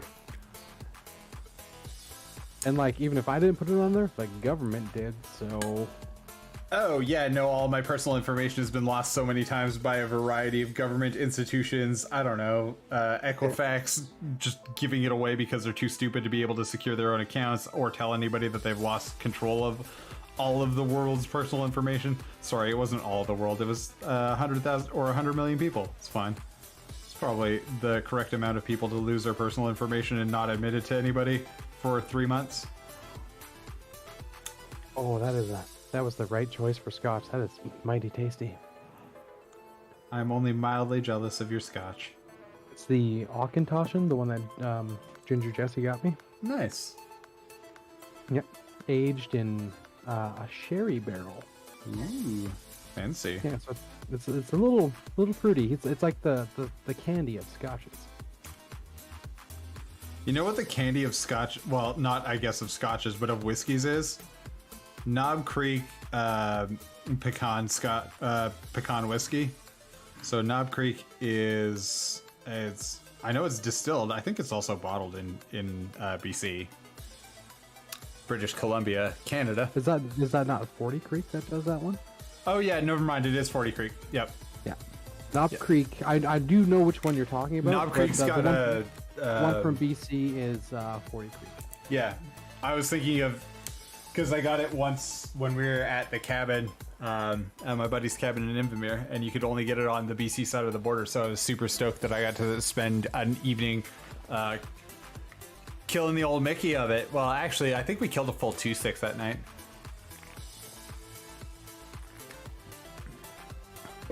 Yeah, we killed a 2-6 while we were drinking Romeo and Juliet's, or smoking Romeo and Juliet's, because the wonderful part of Canada is that we get Cuban tobacco.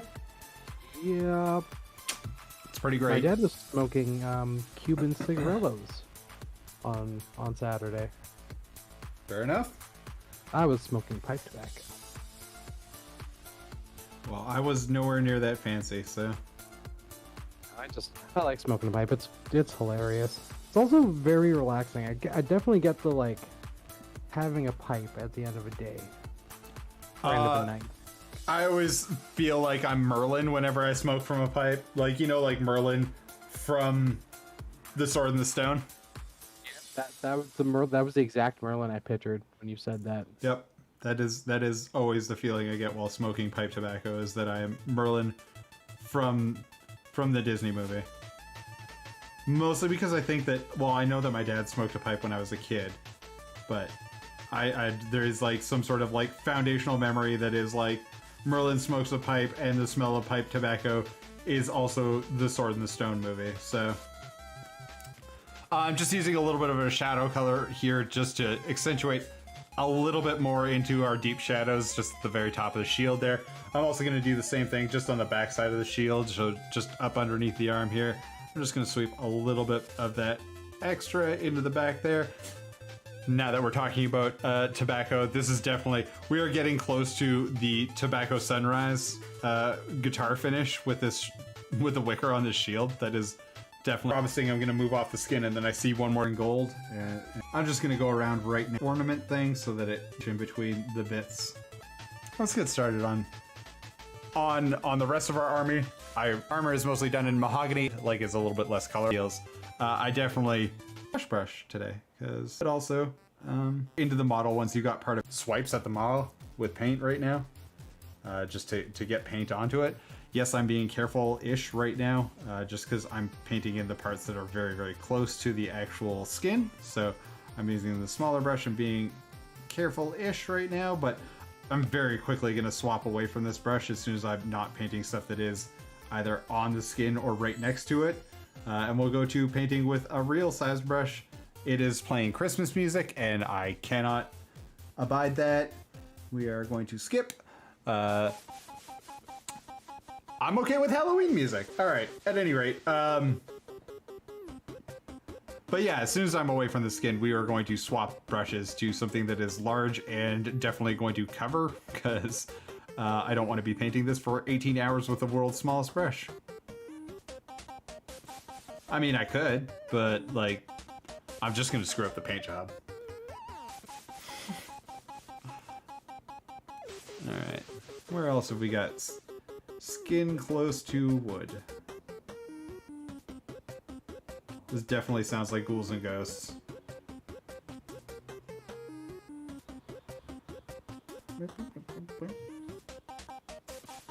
Oh man. So.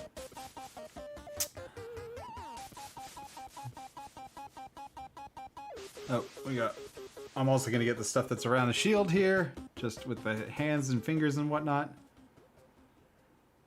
So I started talking about this earlier, but my process normally for painting this sort of stuff is I try and go with whatever is closest or whatever is deepest in the model first and then pull outward from there. So in the case of this guy, obviously the skin is the part that is underneath of the most things. Like it goes underneath of even the gem in the belly. It goes up underneath of our mask here. It's underneath of all of our armors and stuff. So like I try to start from the very inside places and work my way outward with paint. Obviously that's not always going to hold true, but it's the same reason why I painted like the inside of the shield. The inside of that shield is under a lot of other pieces, right? And now, yes, I have to be slightly more careful while I'm painting this other stuff, but at least it's sort of done. And as long as I'm somewhat cognizant that it's there, it's not like I'm going to mess it up too bad. So now that I am sort of out of the danger zones, just about here, we're just got to get this last little bit. Then we are kind of out of the danger zones.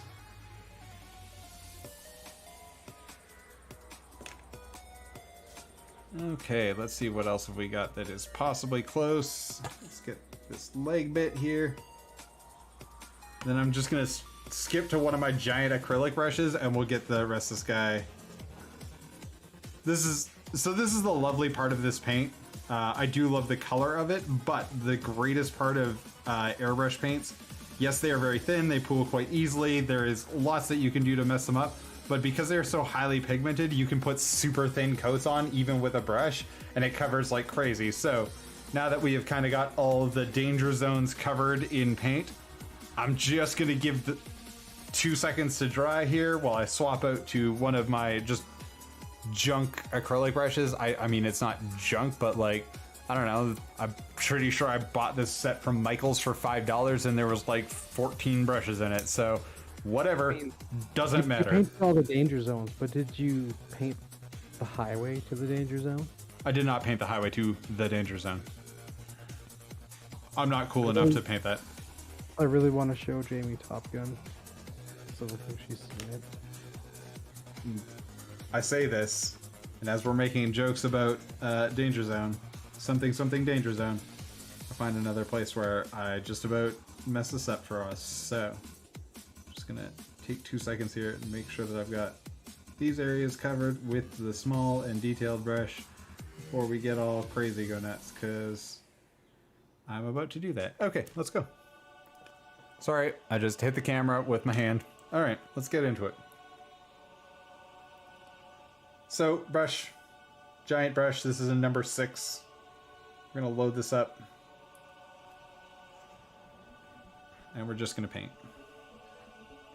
So the best thing that you can do with any base coating, load your brush up, move quick, keep a wet edge, and just don't worry about coverage as you're doing it. Just get the brush loaded and go.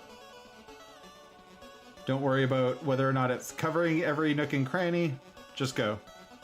Move quick, thin layers, and move. Don't worry too much about literally anything other than getting nice thin coats of paint on the model fast.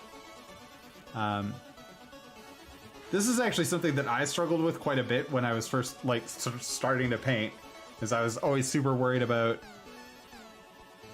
coverage. And you know, I watched a lot of Warhammer TV. What can I say? Duncan was my master. Like, I was his apprentice. He was my sensei, right? Because he was at that point in time, Warhammer TV had just sort of started when I started painting, and I was like, oh man, somebody is going to teach me how to paint on YouTube. This is great, and look at how cool their models look. Like, heck yeah. And they always said too thin coats, and I don't know about anybody else on this planet, but I can tell you that I have never gotten too thin coats to work out. I have gotten many thin coats to work out, but like, it's never two. No matter how many Citadel products I've used, it's never two thin coats. It is many thin coats. And that's, if you watch, Darren Latham's YouTube is still up there. And for those who don't know, the reason why I keep referring to Darren Latham is the art director for all of Games Workshop. He is the guy who sculpted Be'lakor. He's got a whole bunch of other really famous sculpts under his belt. He is the one who sets the art direction for all of Games Workshop. The man in his own right is an exceptional painter. And is now a sculptor as well.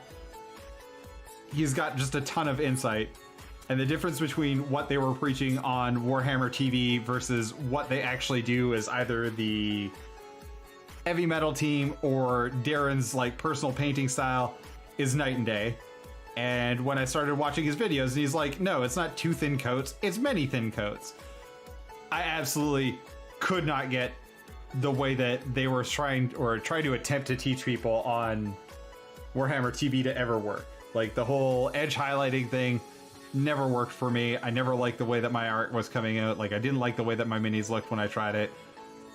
Since I sort of abandoned that and started doing what they actually do instead of what they profess to do, oh man, better minis all around. Every single mini I've painted since then, so much better. So, all that to say, many thin coats. Not two thin coats. Many thin coats. Move quick. Put paint down. Let it dry. And then come back to it. So right now, the paint is wet. I am not going to touch it right now. If I was doing wet blending or something like that, yeah, I could come in and blend in other colors right now, but I'm not. I'm going to give this 5 seconds to dry right now. In the meantime, I am going to grab our base color for some of the other parts of this model. Because, surprisingly enough, doing that zenithal on our original coats on this, so you guys can see the directional light is still coming in from this way. We're going to work that through using a combination of that yellow that we mixed up way before. You can see our on the palette cam. That yellow and our birch and our mahogany, that's going to basically form the basis for all of our color on the actual wood itself. We're going to start putting some greens into the tips of the boughs and stuff like that. But I am going to get some other colors here just while I'm waiting for this to dry out. So the one thing that I'm not a huge fan of with mahogany, with Model Air, Vallejo Model Air, it is a little shiny when it's applied with a brush. Like, it is a very satin finish, so it doesn't dry exactly as matte as the rest of our stuff does. But guess what? We've got matte varnish, so we can take care of that. All right, I'm gonna grab purple. Let's grab some purple. Good old purple. We're gonna grab, nope, not that one. I'm grabbing the wrong purple. Oh my god, where's my actual purple? There we go. Scale color, sunset purple. It's a very saturated, very, very vibrant purple.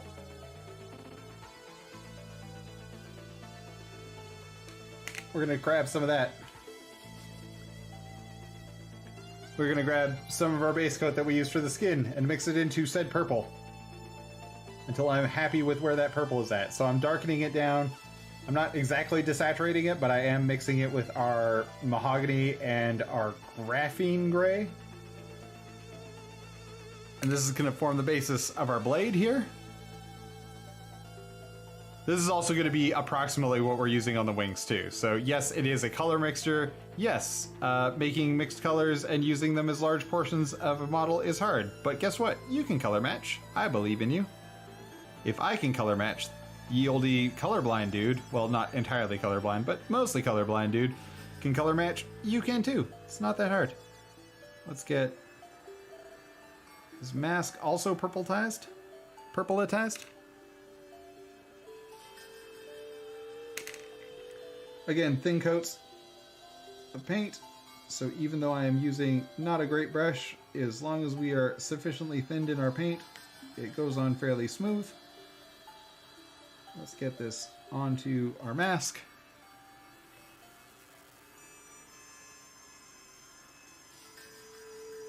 And we've got some gold ornaments that are also on the mask and stuff. And if I get it onto these horns, I'm not heartbroken about that. That is all stuff that we can deal with in a bit. And just onto the back of the mask here.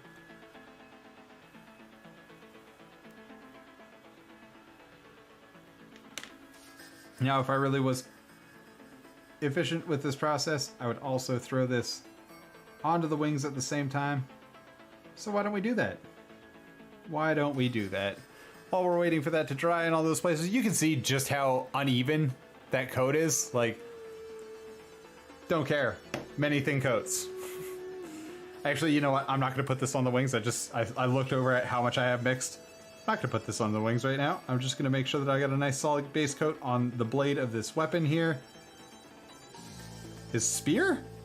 Seems like a spear. Would we call that a spear, Adam? Does it have another cooler name that I am unaware of? I would go for a glaive with that one. All right. I mean, or it could be a fancy halberd, but that strikes me more of a glaive than anything else. I'm gonna go with glaive. I don't know, I have like actual lore for him sitting in the like instruction booklet somewhere in the garbage next to my desk, but that would require looking and participating in lore. And as much as I actually do like the AOS lore, I'm being obstinate right now, so I'm not gonna do it. Alright. We got a little bit here on the bottom of the face mask. And this is a very precarious situation. I really shouldn't be touching the paint right now because it is very, very soft. Paint hardens in stages. First, all the water evaporates out of it, and then the actual medium evaporates out of it. So in the case of acrylic paints, it's actually plastic that hardens in air. So once all of the water, which is the regular medium for this sort of stuff, evaporates out of it, there is still more hardening process. There is a chemical hardening process that happens after that. That normally takes between 12 and 24 hours. The water coming out of it happens very quickly. It's the next step of hardening that takes longer. Excuse me. Needed to take a drink there. But we're just waiting for the water to come out of this stuff. We're not waiting for it to chemically harden. It can be partially reactivated by water, by solvent in this case. So water is the solvent for acrylic paints. There are other better solvents for removing it, but water will reactivate acrylic paints when it's very, very fresh. At any rate, let's get more of our mahogany onto this dude. So again, right now I'm not so worried about transitioning colors and stuff like that. I just want coverage right now. So again, I'm moving quickly all around the model to all the places that need to be mahogany colored. Just trying to get paint on all of those places. Keeping a wet edge, so we move where the paint is wet to where it is dry. We do not re-approach places that are wet. So again, even though the base coat is kind of patchy and spotty at this point in time, we will make it less patchy and spotty, not by touching it 1,000 times with the brush right now. We will make it less patchy and spotty by doing more extremely thin layers. As long as you're thinning your paints appropriately, and it's hard not to with the airbrush paints, as long as your paints are appropriately thin and you're not just blobbing them on there, you're not going to end up clogging detail and stuff like that. That's not really the worry. The worry is that we will either lift old paint, so paint that is partially dried will get caught up in the brush bristles and pull away from the model, which is bad times, because basically the only thing you can do to repair that is strip it. But as long as we have sufficient pigment on our brush and we're just quickly moving through the model, we can just keep putting more thin layers of paint on the model, and it will eventually even out the paint coverage.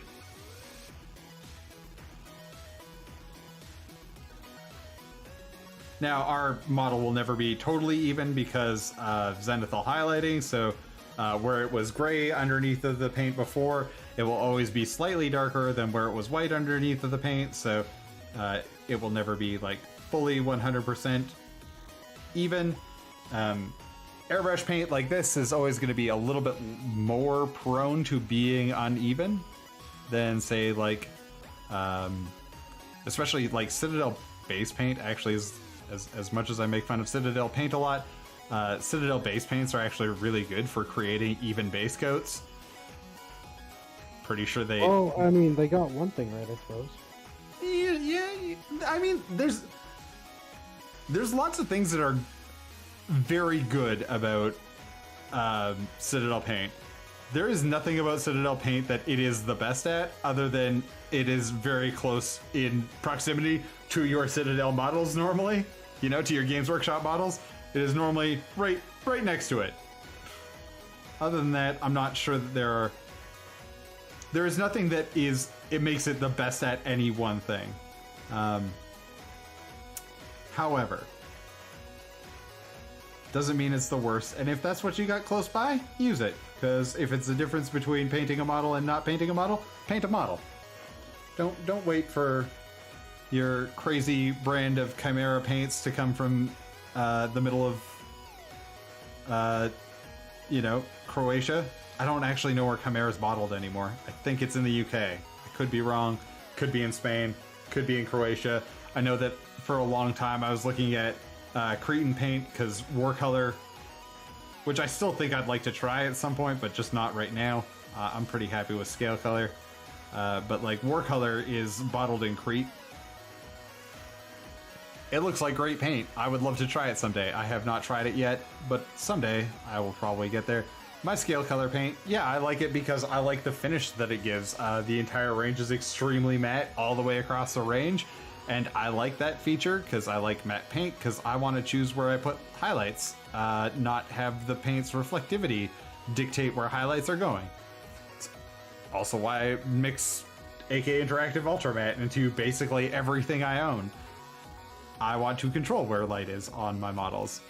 Regardless. There we go. We are basically through round 2 of getting mahogany onto the model. I'm just going to void out the brush here for a second. And then we'll get some more purple onto the purpley bits. Onto the blade of our glaive. Glaive. And again, this is going to end up being... It's going to end up having some definite... we're going to be doing some color modulation with that. Like, we're going to be doing some wet blending here in a bit, but I just want to get down a base color on it.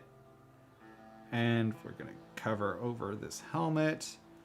Try to avoid some of the parts that are going to eventually be gold, even though I do actually like purple as a base color for gold. It does weird things, and it makes me happy, especially with, like, Vallejo metal colors. Can be applied extremely thin so that you do get a lot of whatever you put down as your base color comes through the gold. Well, it comes through all of them, really, but like especially with the gold, it tends to show straight through that color. So purple is actually kind of a fun color to put underneath of gold. I'll show you that when we get to that part of this model. But in the meantime, we just build up nice thin layers. Nice thin layers of color. Make sure we get this part, the back of the blade.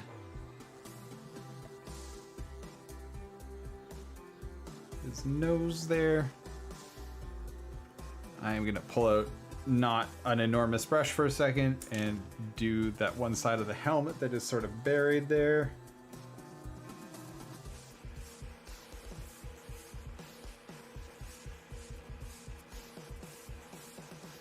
Just do some touching up here with the brush real quick.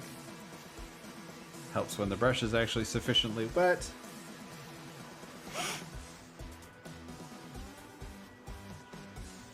I am very excited. I have now acquired not quite enough dudes to do the start collecting box challenge, but I am very close. I have one more model I gotta grab. So when we hit 100 followers between Facebook and Twitter, and we are over halfway there, guys, or Twitch. We are at 55. We are at 55, so we gained 7 new followers, I think, yesterday. And I am going to be streaming every night this week in an attempt to get even more of them followers. When we hit 100, we will be doing a live stream. Adam and I will be live streaming, hopefully together, maybe apart, but we are going to be together. We are going to be painting 2 start collecting boxes from Age of Sigmar. And I have about $250 worth of stuff as giveaways. A combination of things, really. Gift cards, game tokens for Steam. We got all sorts of stuff to give away, so I'm very excited for that. So as soon as we hit that 100, we will set a date. We will all get together. We will live stream for way too long. There will be prizes for you guys to win. It will be a good time for all. Mostly for me, because I'm really looking forward to painting my City of Sigmar army, or the equivalent of the start collecting for my City of Sigmar army. I mean, I guess I technically own enough points worth of dudes right now. I just need to finish some conversions.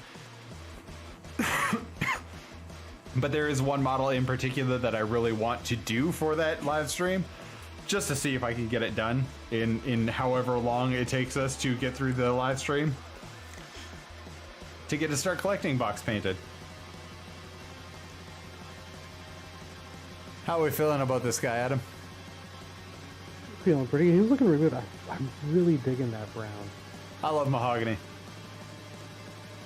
Model Air mahogany. It is like deeply, richly purpley brown color. It is one of my favorites. Let's get some more of that on the model. Okay. We are also going to skip that song because it was starting to annoy me. All right.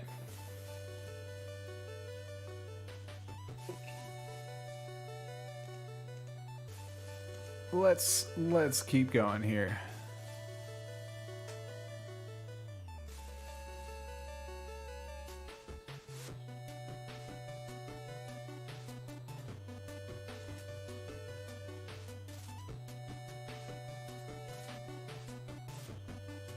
All right, just moving quickly. Again, base coating.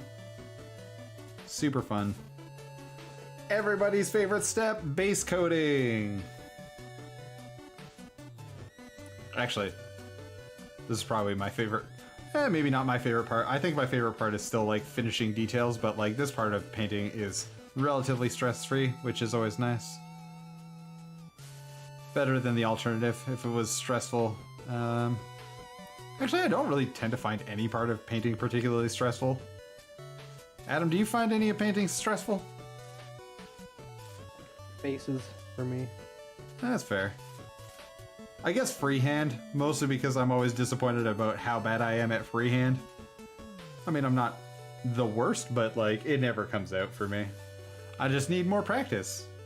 Fortunately, I get weird things where people ask me if I can do them. Well, or I offer to do them for people, and I'm always... I don't like saying no to projects, so, you know, it forces me to expand who I am as a painter. I mean, I am confident in certain freehand, but like, there are definitely ones where I'm like, that is not good freehand. Glad this is a gift for Adam. I love that gift. It's awesome. Oh, thanks, bud. But yeah, you're that eagle shape. Even though I drew it a whole bunch of times first, I was like, I do not understand why I'm so bad at drawing this. So, yep. We will continue to work. And if I had, you know, planned this out more than like a week in advance, I probably could have just gone and, you know, gotten the stickers for it, or the decals for it, but y'all know me. Planning things in advance. Why don't we just spontaneously do the thing instead?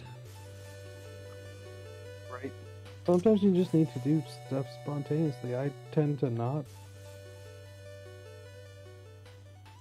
So I suppose I am more spontaneous than Jamie. She plans absolutely everything out.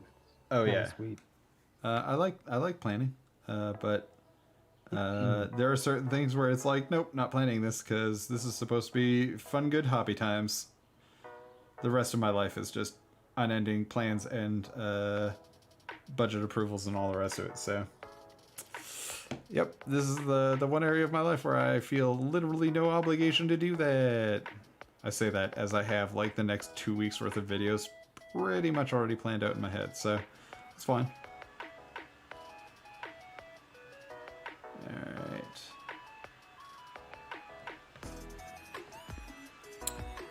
Getting closer with our Arch-Revenant's mahogany arms and legs. Just getting this all of his woody bits, his woodsy bits, you know, painting up his woodsy bits.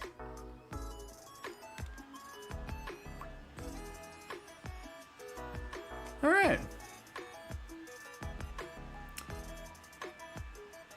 Hey, there's something positive with Canada today. What's that?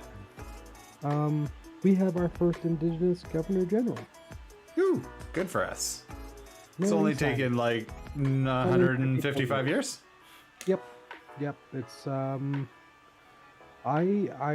gonna say this because I'm been following what has been going on, and I feel very remiss for not being more aware of what happened in my country's past.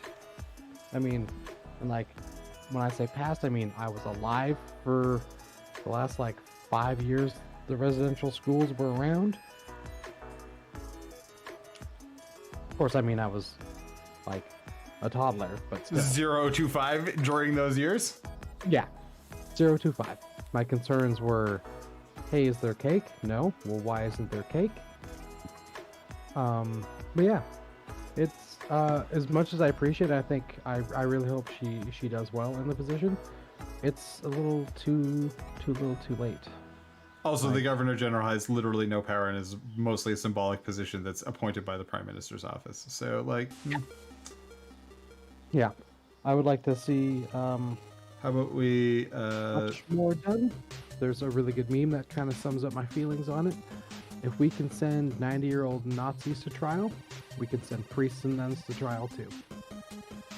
Yeah. Yeah, if we want to get into residential schools, I've known about this since I was a child. This is one of the ones that, like, not particularly proud of my family's heritage in this, but, like, yep, I definitely have known about this my entire life. I knew how bad it... Not necessarily the hundreds of bodies of kids my entire life, but... Like, I was aware of them, probably, I would say, from my teenage years on. I wasn't aware of I knew they were bad, I just, like, new levels of bad. I just about used up our one swear right there. That's fair. We could have used up our one swear for that one. That would have been okay with me. But yeah, no, I've been acutely aware of just how bad this is for most of my life. I don't remember when exactly I became aware of it, but and I'm not saying that my family or anything was like directly related in any of the atrocities or anything, but like I've been aware my entire life, and the fact that like it is something of a shock to literally anyone. I don't understand how. First Nations people in Canada have been telling literally anybody who will listen about this for decades. I mean, like, my entire like family basically disappeared inside of one of your stupid Catholic prisons. What heck, man? Like, we've known about the 60 scoop since it was happening, and like, I don't know. I feel like shock is a disingenuous emotion to feel about this for most of the people in power. I'm not saying that like regular everyday Canadians should have been like privy to just how bad this was, but like people in power have known about this as an issue for far too long, and I don't want to say that I was there first, but like I've also been yelling about this for years. It's kind of like the next one that I really want the rest of the like Canada to get on is Nellie McClung should never be a name that's spoken out loud again, and Sir John A. Macdonald should be reburied in an unmarked grave in like, I don't know, nowhere. We should not talk about our first and third prime minister ever again. The man was a monster, and while he wasn't directly responsible for the residential school program, his racist attitudes also didn't. They set the stage for Canada. They set the stage for Canada. The fact that he was our first prime minister and was a drunk and a pedophile and just a genuine awful person. We don't get to celebrate him. We shouldn't have been for the last however many years. Nellie McClung was one of the lead researchers that the Nazis consulted with about the eugenics program. We have schools named after her in Calgary. Like, we have schools named after her all over the place. And not that many years ago, we had a bunch of people fighting about whether or not Louis Riel, who was a Métis man, who also led the general strike in Winnipeg and fought against the RCMP to be recognized as being a Canadian even, let alone a First Nations person. There was debates about whether or not we were going to get rid of his name off of schools. And to the people who fought against it, yep, you can all eat a bag of dicks. You know what? I'm going to use the first swear on this one, Steve. For all the people who are against that, fuck you. Yup. Not a huge fan of those people. Nope. You're going to be against a labor organizer and just a man trying to be recognized as a Canadian or a First Nations person. You can just jump right in the creek because you clearly want to be a silly goose. Gonna be as polite as I possibly can on that one. Otherwise, I will never stop swearing. All right. Now that we've got a pretty even coat, and you guys can definitely see. So let's look at this model right now. So even though everything isn't super even as far as coating goes, you can see these parts that we base coated it in the white ink, like that had the white ink, so our zenithal direction versus our gray side, right? So this is the gray side, this was the zenithal side. That's just the difference in base coating between those two. Like, even if you look further down the model down here versus up here where it's white, so down into the grays versus the white, or even the whites on the side of his shin versus the gray on the side of his shin. That's why undercolors are important. And because up in this area, we're going to start mixing a verdant green or a more verdant green into these leaves. I'm going to start wet blending that in once this is a little bit more dry, like once this is a little bit harder. We're pretty much going to start working in some of the shadows here in a second. I'm just waiting for this to dry up a little bit. We're going to be using that same shadow color that we used on the skin. So that is over here. This is our combination of black ink and mahogany. Vallejo model color, Vallejo game ink black, and Model Air mahogany is going to be our shadow color, and we're going to start putting that into some of the shadows. Just again, adding even more depth to our shadows, getting our contrast up a little bit more. And I'm going to be doing this with a fairly small brush. But again, this is mostly to create separation between our elements again. So now I'm using, once again, the AK Interactive Matte Varnish, just mixing a little bit of that into our combination of black ink and mahogany. And now I'm just going to start defining more of our shapes. So not just with our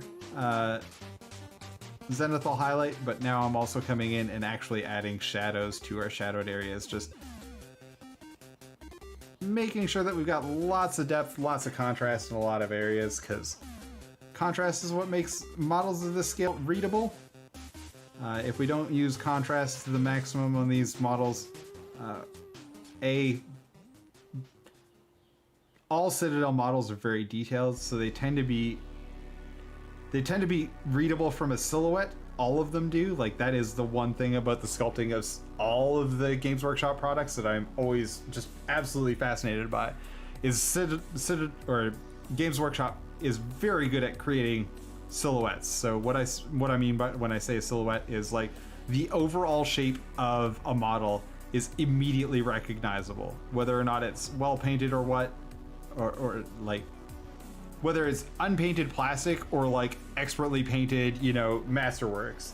They are immediately recognizable, not only as being a part of Games Workshop's lineup, but as the model themselves. So examples of this, even though we've moved away from classic Space Marines, right? Like the Firstborn Space Marines, even the Primaris Marines look like Space Marines. Like, they still have the silhouette and shape of Space Marines. They are immediately recognizable as Space Marines.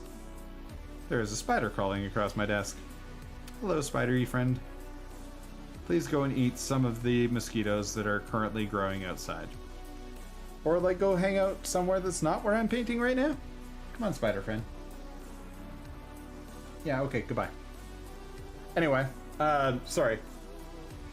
The transition between, like, Firstborn Marines to new Primaris Marines, they still look like Space Marines. It's unmistakable. Like, you don't think that they are some other model.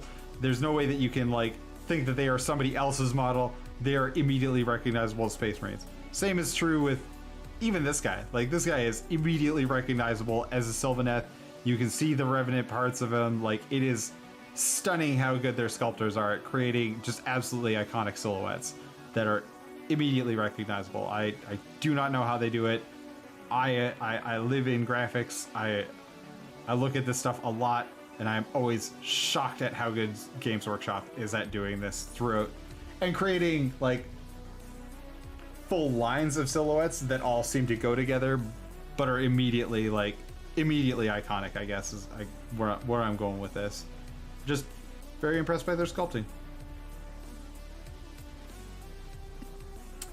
So again, working this shadow tone, and I will go in with a deeper or a darker shadow color in some places where I really need to black things right down. So even though on like the front of this chest piece I'm being fairly light right now, I am probably going to come back in here with just our straight ink and color mix and probably darken that down quite a bit. Where it goes back under the armpit, and again, some of these other areas on like the insides of the arm and stuff here, that stuff is also going to get darkened down quite a bit. Inside of this thigh is actually going to go down quite a bit as well. But we're going to work right now in layers of this shadow color.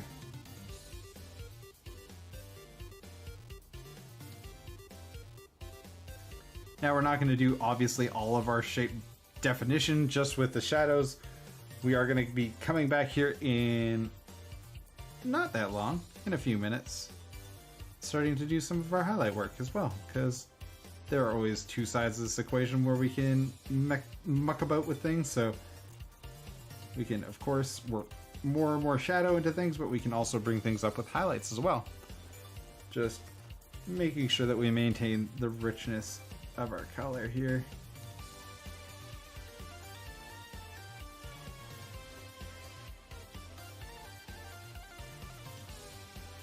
You know what I'm gonna do? Yo. You know what time it is? Is it time for hits on 2+? It's time for hits on 2+. Alright, hits on 2+.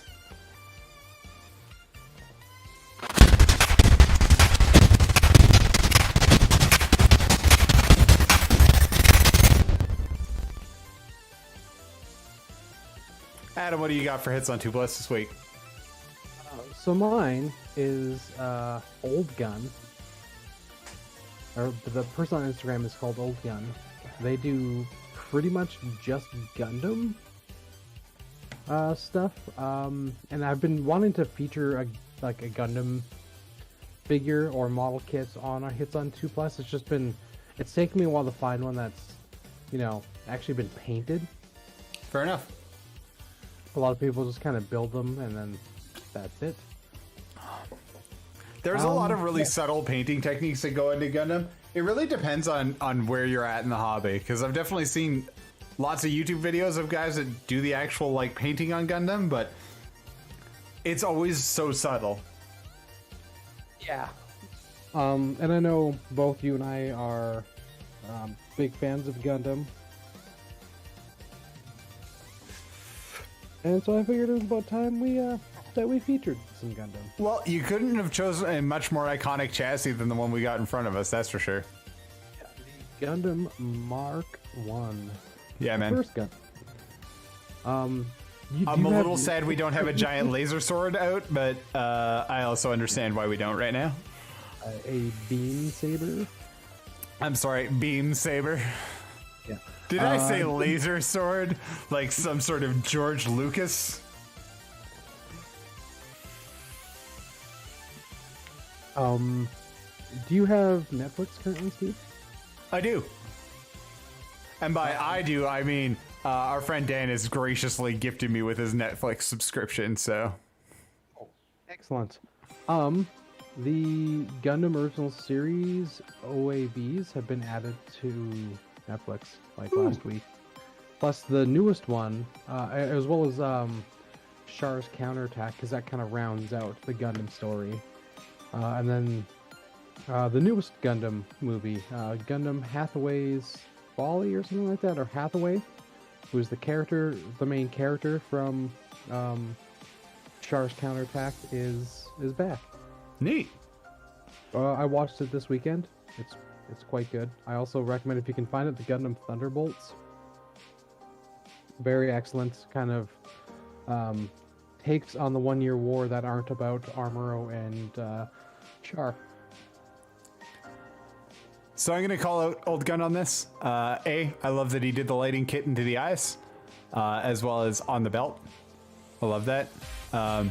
And again, pretty subtle techniques. If we want to talk about painting techniques, a lot of panel modulations. This is something that you get to a lot more in our scale into like tanks and stuff like that, where you'll towards the outside edges of the panel, you can see that things darken down quite a bit. So if we look at those areas, it's darkened down.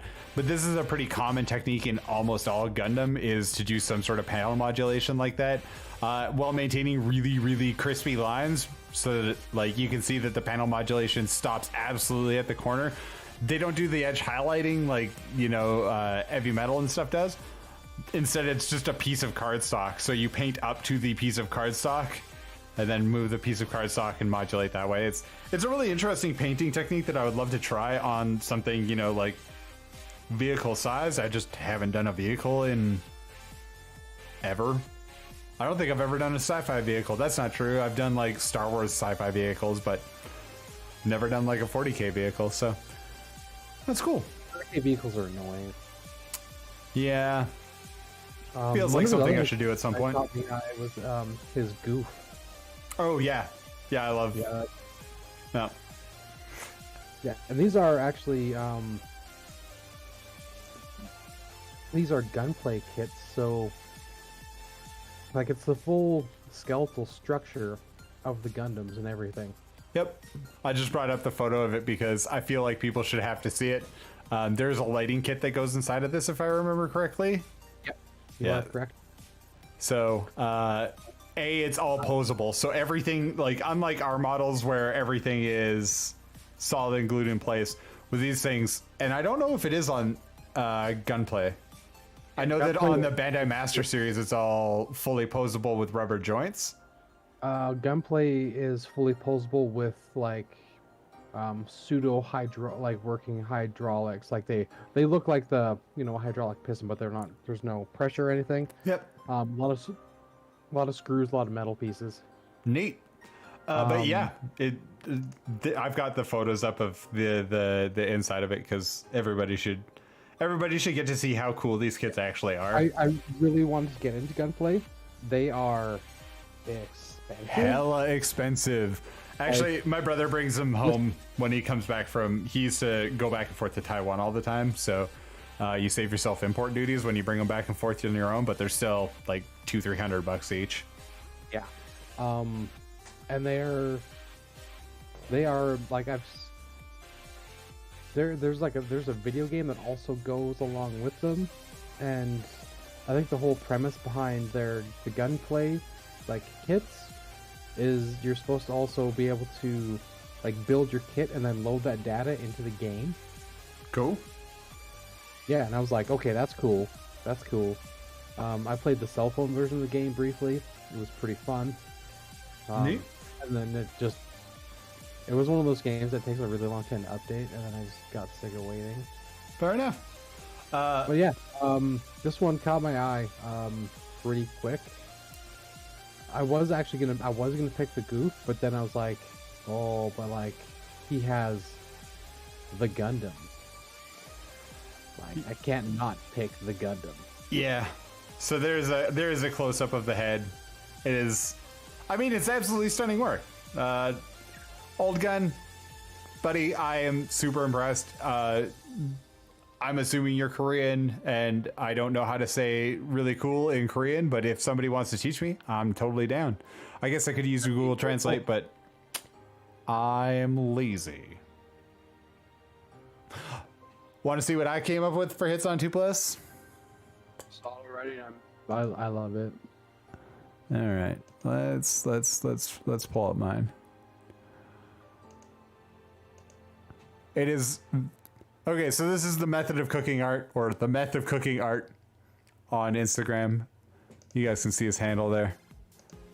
I cannot tell you how much I love this. Love this bust. I love this bust. So it's a 3D print. The sculpt is done by Eastman 3D. I have been watching him put this together for a couple of weeks. NNM, like the non-metallic metal, is great. Picked up all of our secondary reflections really well. We picked up color into the reflections of the armor. The part of this that absolutely makes it for me, that absolutely does this model like all of the credit in the world, is the like lightning, the subtle lightning that is magical lightning that is traveling over the right of the cloak here. That is absolutely, I love that detail. I love that it is reflected up into the face as well. It is, oh boy. There is so much. The eyes. Yeah, there's so much to love about this kit, about this model and the paint job, but like absolutely, just the subtle like non-overblown lightning effect, magical lightning effect on the shoulder of this model is absolutely. I mean, like, if you haven't already followed the method of cooking art or the method of cooking art on Insta, like, please go follow him, give him 1,000 likes because he definitely, deserves it. He has won all sorts of like competitions and stuff. There is just a ton of fantastic art. I just decided that this was the one I was going to go for because I'm a sucker for Doctor Doom. I sincerely hope that the end of Phase 4 for the Marvel MCU is actually Doctor Doom, and that all this Kang the Conqueror bullshit is just exactly what I said. I'm really hoping that it's Doom at the end, and it's the Fantastic Four coming through the multiverse with Doom being like, no, I need to not just own my version of the multiverse, but all of them, because that feels like Doom to me. That feels like Doc Doom to me. That's very Doc Doom. Right? Except for every time they kill him, it's just a Doom bot. Yeah, I don't know a whole lot about him, but he is one of my favorite Marvel supervillains because... Here's the thing, he has been on both sides. He has been a supervillain, he has also been a part of the Illuminati. Like, he is extremely smart, he uses technology, he uses magic, he has his own country. Latveria is a great place to live. Also, everything is Doombots. Like, you never know if you killed Dr. Doom because it was just a Doombot. And that is going to be the thing that I will love the most if he is a major villain in the MCU, is just over and over again, the heroes being like, we did it, guys, we beat Dr. Doom, and him just like cackling and being like, nah, brah, was a Doombot, you totally didn't get me, I'm still here, and then being like, crap. All right. The most impressive thing about the Doombots is they also are able to use magic.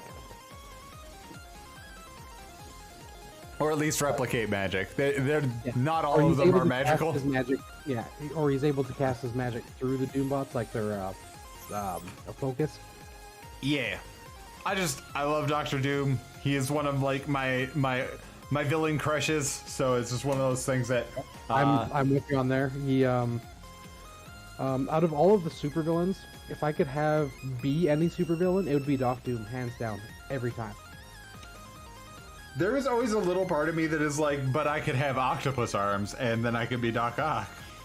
Yeah, I do love Dr. Octopus's octopus. I mean, like, it's not a good reason to want to be a bad guy, but like, I don't know. I feel like the Rogues Gallery for Spider-Man is my favorite Rogues Gallery.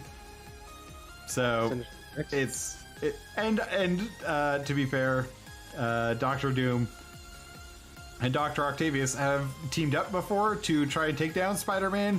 Also, when Spider-Man was part of the Fantastic Four, they teamed up to try and take down Spider-Man. I remember those days. No Johnny Storm, only Spider-Man. I remember those episodes in the 1990s Spider-Man cartoon. Oh, really? They put that in the Spider-Man cartoon? It's like the end. It's basically season 4. Huh. He gets sucked into a different dimension with the Fantastic Four and is fighting Doctor Doom. And then also it ends with the intro to the Spider-Verse. So it's got Spider-Man Noir, the Iron Spider, a dude who just plays Spider-Man on TV, and the Scarlet Spider, and then Peter Parker as Spider-Man. I think the last time that I watched that cartoon was during the I don't know what season it is, but it was the season where Peter's spider powers start turning him into an actual spider. Oh yeah, with Kraven the Hunter. And Madam Spider. Or Madam Web, sorry, not Madam Spider. Madam Spider. Yeah, Madam Web. And that's also Punisher's in that season a lot, and I believe Morpheus also comes back a lot in that season. Yes, he does. Which, short of Dr. Octopus and Mysterio, is probably my favorite part of that Rogues Gallery. He becomes a hero. Sorry? He becomes a hero. He goes off to fight evil vampires in Europe with Black Cat and Blade. Oh, Morpheus, yeah. Yeah. I was like, Mysterio does not become the hero. No. Neither does Kraven. Kraven just dies because Kraven just dies. I'm a little surprised that they are making a Kraven the Hunter movie. I don't understand why. He's not very well known outside of like Spider-Man. He's only in Spider-Man. Yeah, he's a Spider-Man villain, but like I don't understand why they've decided that he is the villain they want to go with. I mean, I know that Sony is running out of people that they can like draw on for like Spider-Man movies or Spider-Man spin-offs, but like really, Kraven the Hunter is the one you want to go with? Like, he's a racist caricature that wears this lion on his like midsection that sometimes shoots lasers out of its eyes. The 90s was weird. Yeah. Like, he's not always a villain either. Like, by the end of the storyline, he ends up helping his love interest, who's also like a genetic scientist, who helps Peter Parker not be a giant spider anymore. And then she's like, basically just scolds him into being like, be better. And he's like, well, I do sure love you so much, I guess I'll be better. And then goes back to Africa, and that's the end of Kraven the Hunter in the cartoon. Oh yeah, no, Kraven the Hunter dies at the end of so it sounds like for the movie, the story that they're adapting is going to be The Greatest Hunt, which is the one where Kraven shows up in New York to just hunt Spider-Man and totally knows that he is a teenager named Peter Parker and is like, nah, I'm still cool with hunting him. Because it like takes him like 15 minutes to find out. He's like, oh, Peter Parker is Spider-Man. I'm still hunting this teenager. It doesn't matter. He is the greatest game. Okay, knowing that, I thought it was gonna be a Kraven the Hunter standalone movie. Just the way you said it. But him being the villain, actually, I'm okay with that. I mean, there's other villains I would have picked first, but all right. We've used a lot of them though. Like we've already done Tombs, and we needed to get to a Sinister Six of some sort. So yeah, yes, they briefly had Rhino and Electro. Well, and Jamie Foxx might be back in Spider-Man 3. There was like a rumor of him being on set for No Way Home. Spider-Man Homecoming introduces not only the Vulture, but also the Shocker. Yeah, and Scorpion.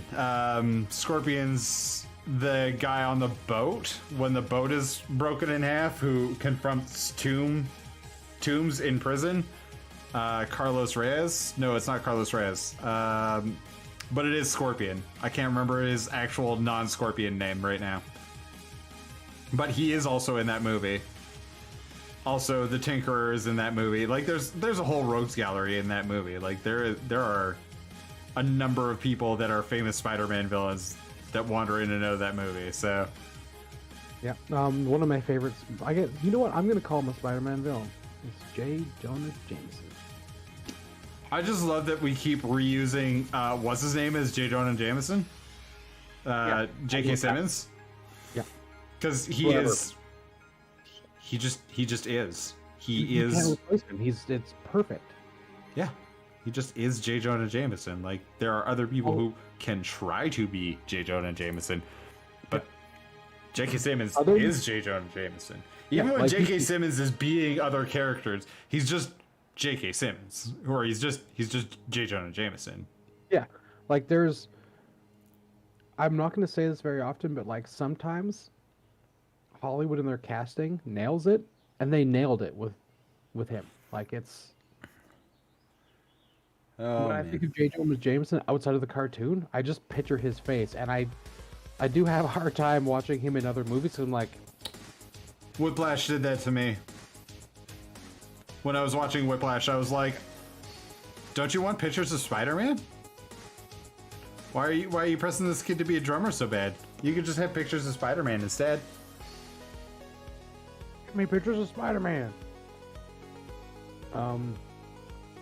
Since we're on the topic, I'm kind of excited for Venom too. I don't think you enjoyed Venom, the first one. I haven't seen Venom. Oh, it's not particularly good, but it's very fun. Totally fair. I also have no intention of going to go see Black Widow, even though it comes out this weekend, I feel like. It's on Friday, Disney Plus exclusive. We live in a area of the world where theaters are reopening this week, aren't they? Should be pretty soon. Actually, no, they are open. Yeah. Why aren't we getting a theatrical release? And also, I still don't want to go watch it. No, I'm gonna wait until July 30th when it's free on Disney Plus and then watch it. I might watch it when it's free on Disney Plus, but I also don't have Disney Plus right now, so like not a real selling feature to me. Like that. I mean, that isn't the thing that would get me on Disney Plus. Loki, maybe. Loki's pretty good. It's very enjoyable. Totally fair. WandaVision though. Oh my Lanta, that was good. Again, maybe. I will get there eventually. I just, for right now, I don't. It's not that I don't want to watch this stuff. It's just that none of it seems important enough for me to give Disney money. It's fair. And I am saying this as a man who has seen every MCU movie in theater up to this point. Every single one of them. Most of them on opening weekend. I can only think of two that I didn't watch on opening weekend. And that was the Hulk, and it was because I was out of the country. And then Thor, the worst Thor. Thor, the darkest Thor. Thor, the worst Thor. Yeah, those Thor are the worst. Those are the two that I did not see in theater on opening weekend. I still went and saw Thor, the worst Thor in theater, even though everybody was like, "You don't need to see this in theater." I was like, I've seen all of the other MCU movies in theater, including one starring actors that I dislike strongly. They're fun. I don't know. I like going to watch them in theater, and it's not because she's a woman, it's because, I don't know, there's just nothing about a Black Widow movie that was supposed to be released like a year and a half ago that is like, I need to go see this. Yeah, like I do want to watch it, and I will eventually watch it. But it's not one I was excited for. I'm very glad she's getting finally, after 3 phases, is getting her own movie. Maybe in like another 4 phases, Hawkeye can get his own movie. But like, there's other. Hawkeye's getting a TV series. Oh, he is getting a TV series. I did forget about that. And like, honestly, I would have been fine with Natasha Romanoff getting like a TV series or like the Clinton Natasha show. That would have been fine. Like, I know Black Widow's origin story, and I don't think that they are going to do the like version of this story that is actually like why I like that character. Because I don't think that Disney has the stones to do it. Like, it's very, it's brainwashy and sexual assaulty. So, like, pretty sure they aren't gonna do that version of the story because they can't tarnish their precious. I mean, they couldn't even do Demon in a Bottle with Robert Downey Jr. Like, you have a man who was an actual drug addict who talks publicly about his addiction and his struggles, and they couldn't do Demon in a Bottle with him because they didn't want to tarnish Robert Downey Jr. Like, they didn't want to tarnish Iron Man with like the concept of him having human addictions. So instead they turned it into not alcohol addiction, but being poisoned to death by his own technology. Listen, there are many things that I like about the MCU, but like their inability to confront that their heroes are flawed, one of the things that makes me ultimately just super disappointed sometimes.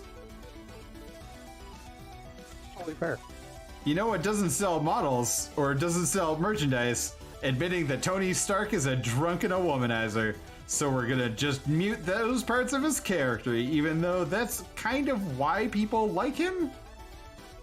I don't know, maybe I'm just like impotent nerd rage on this one, but like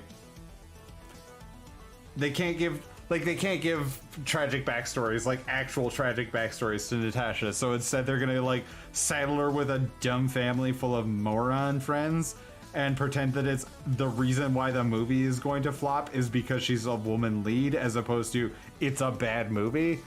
Captain Marvel, I'm looking at you. There was just like a ton of issues with that movie.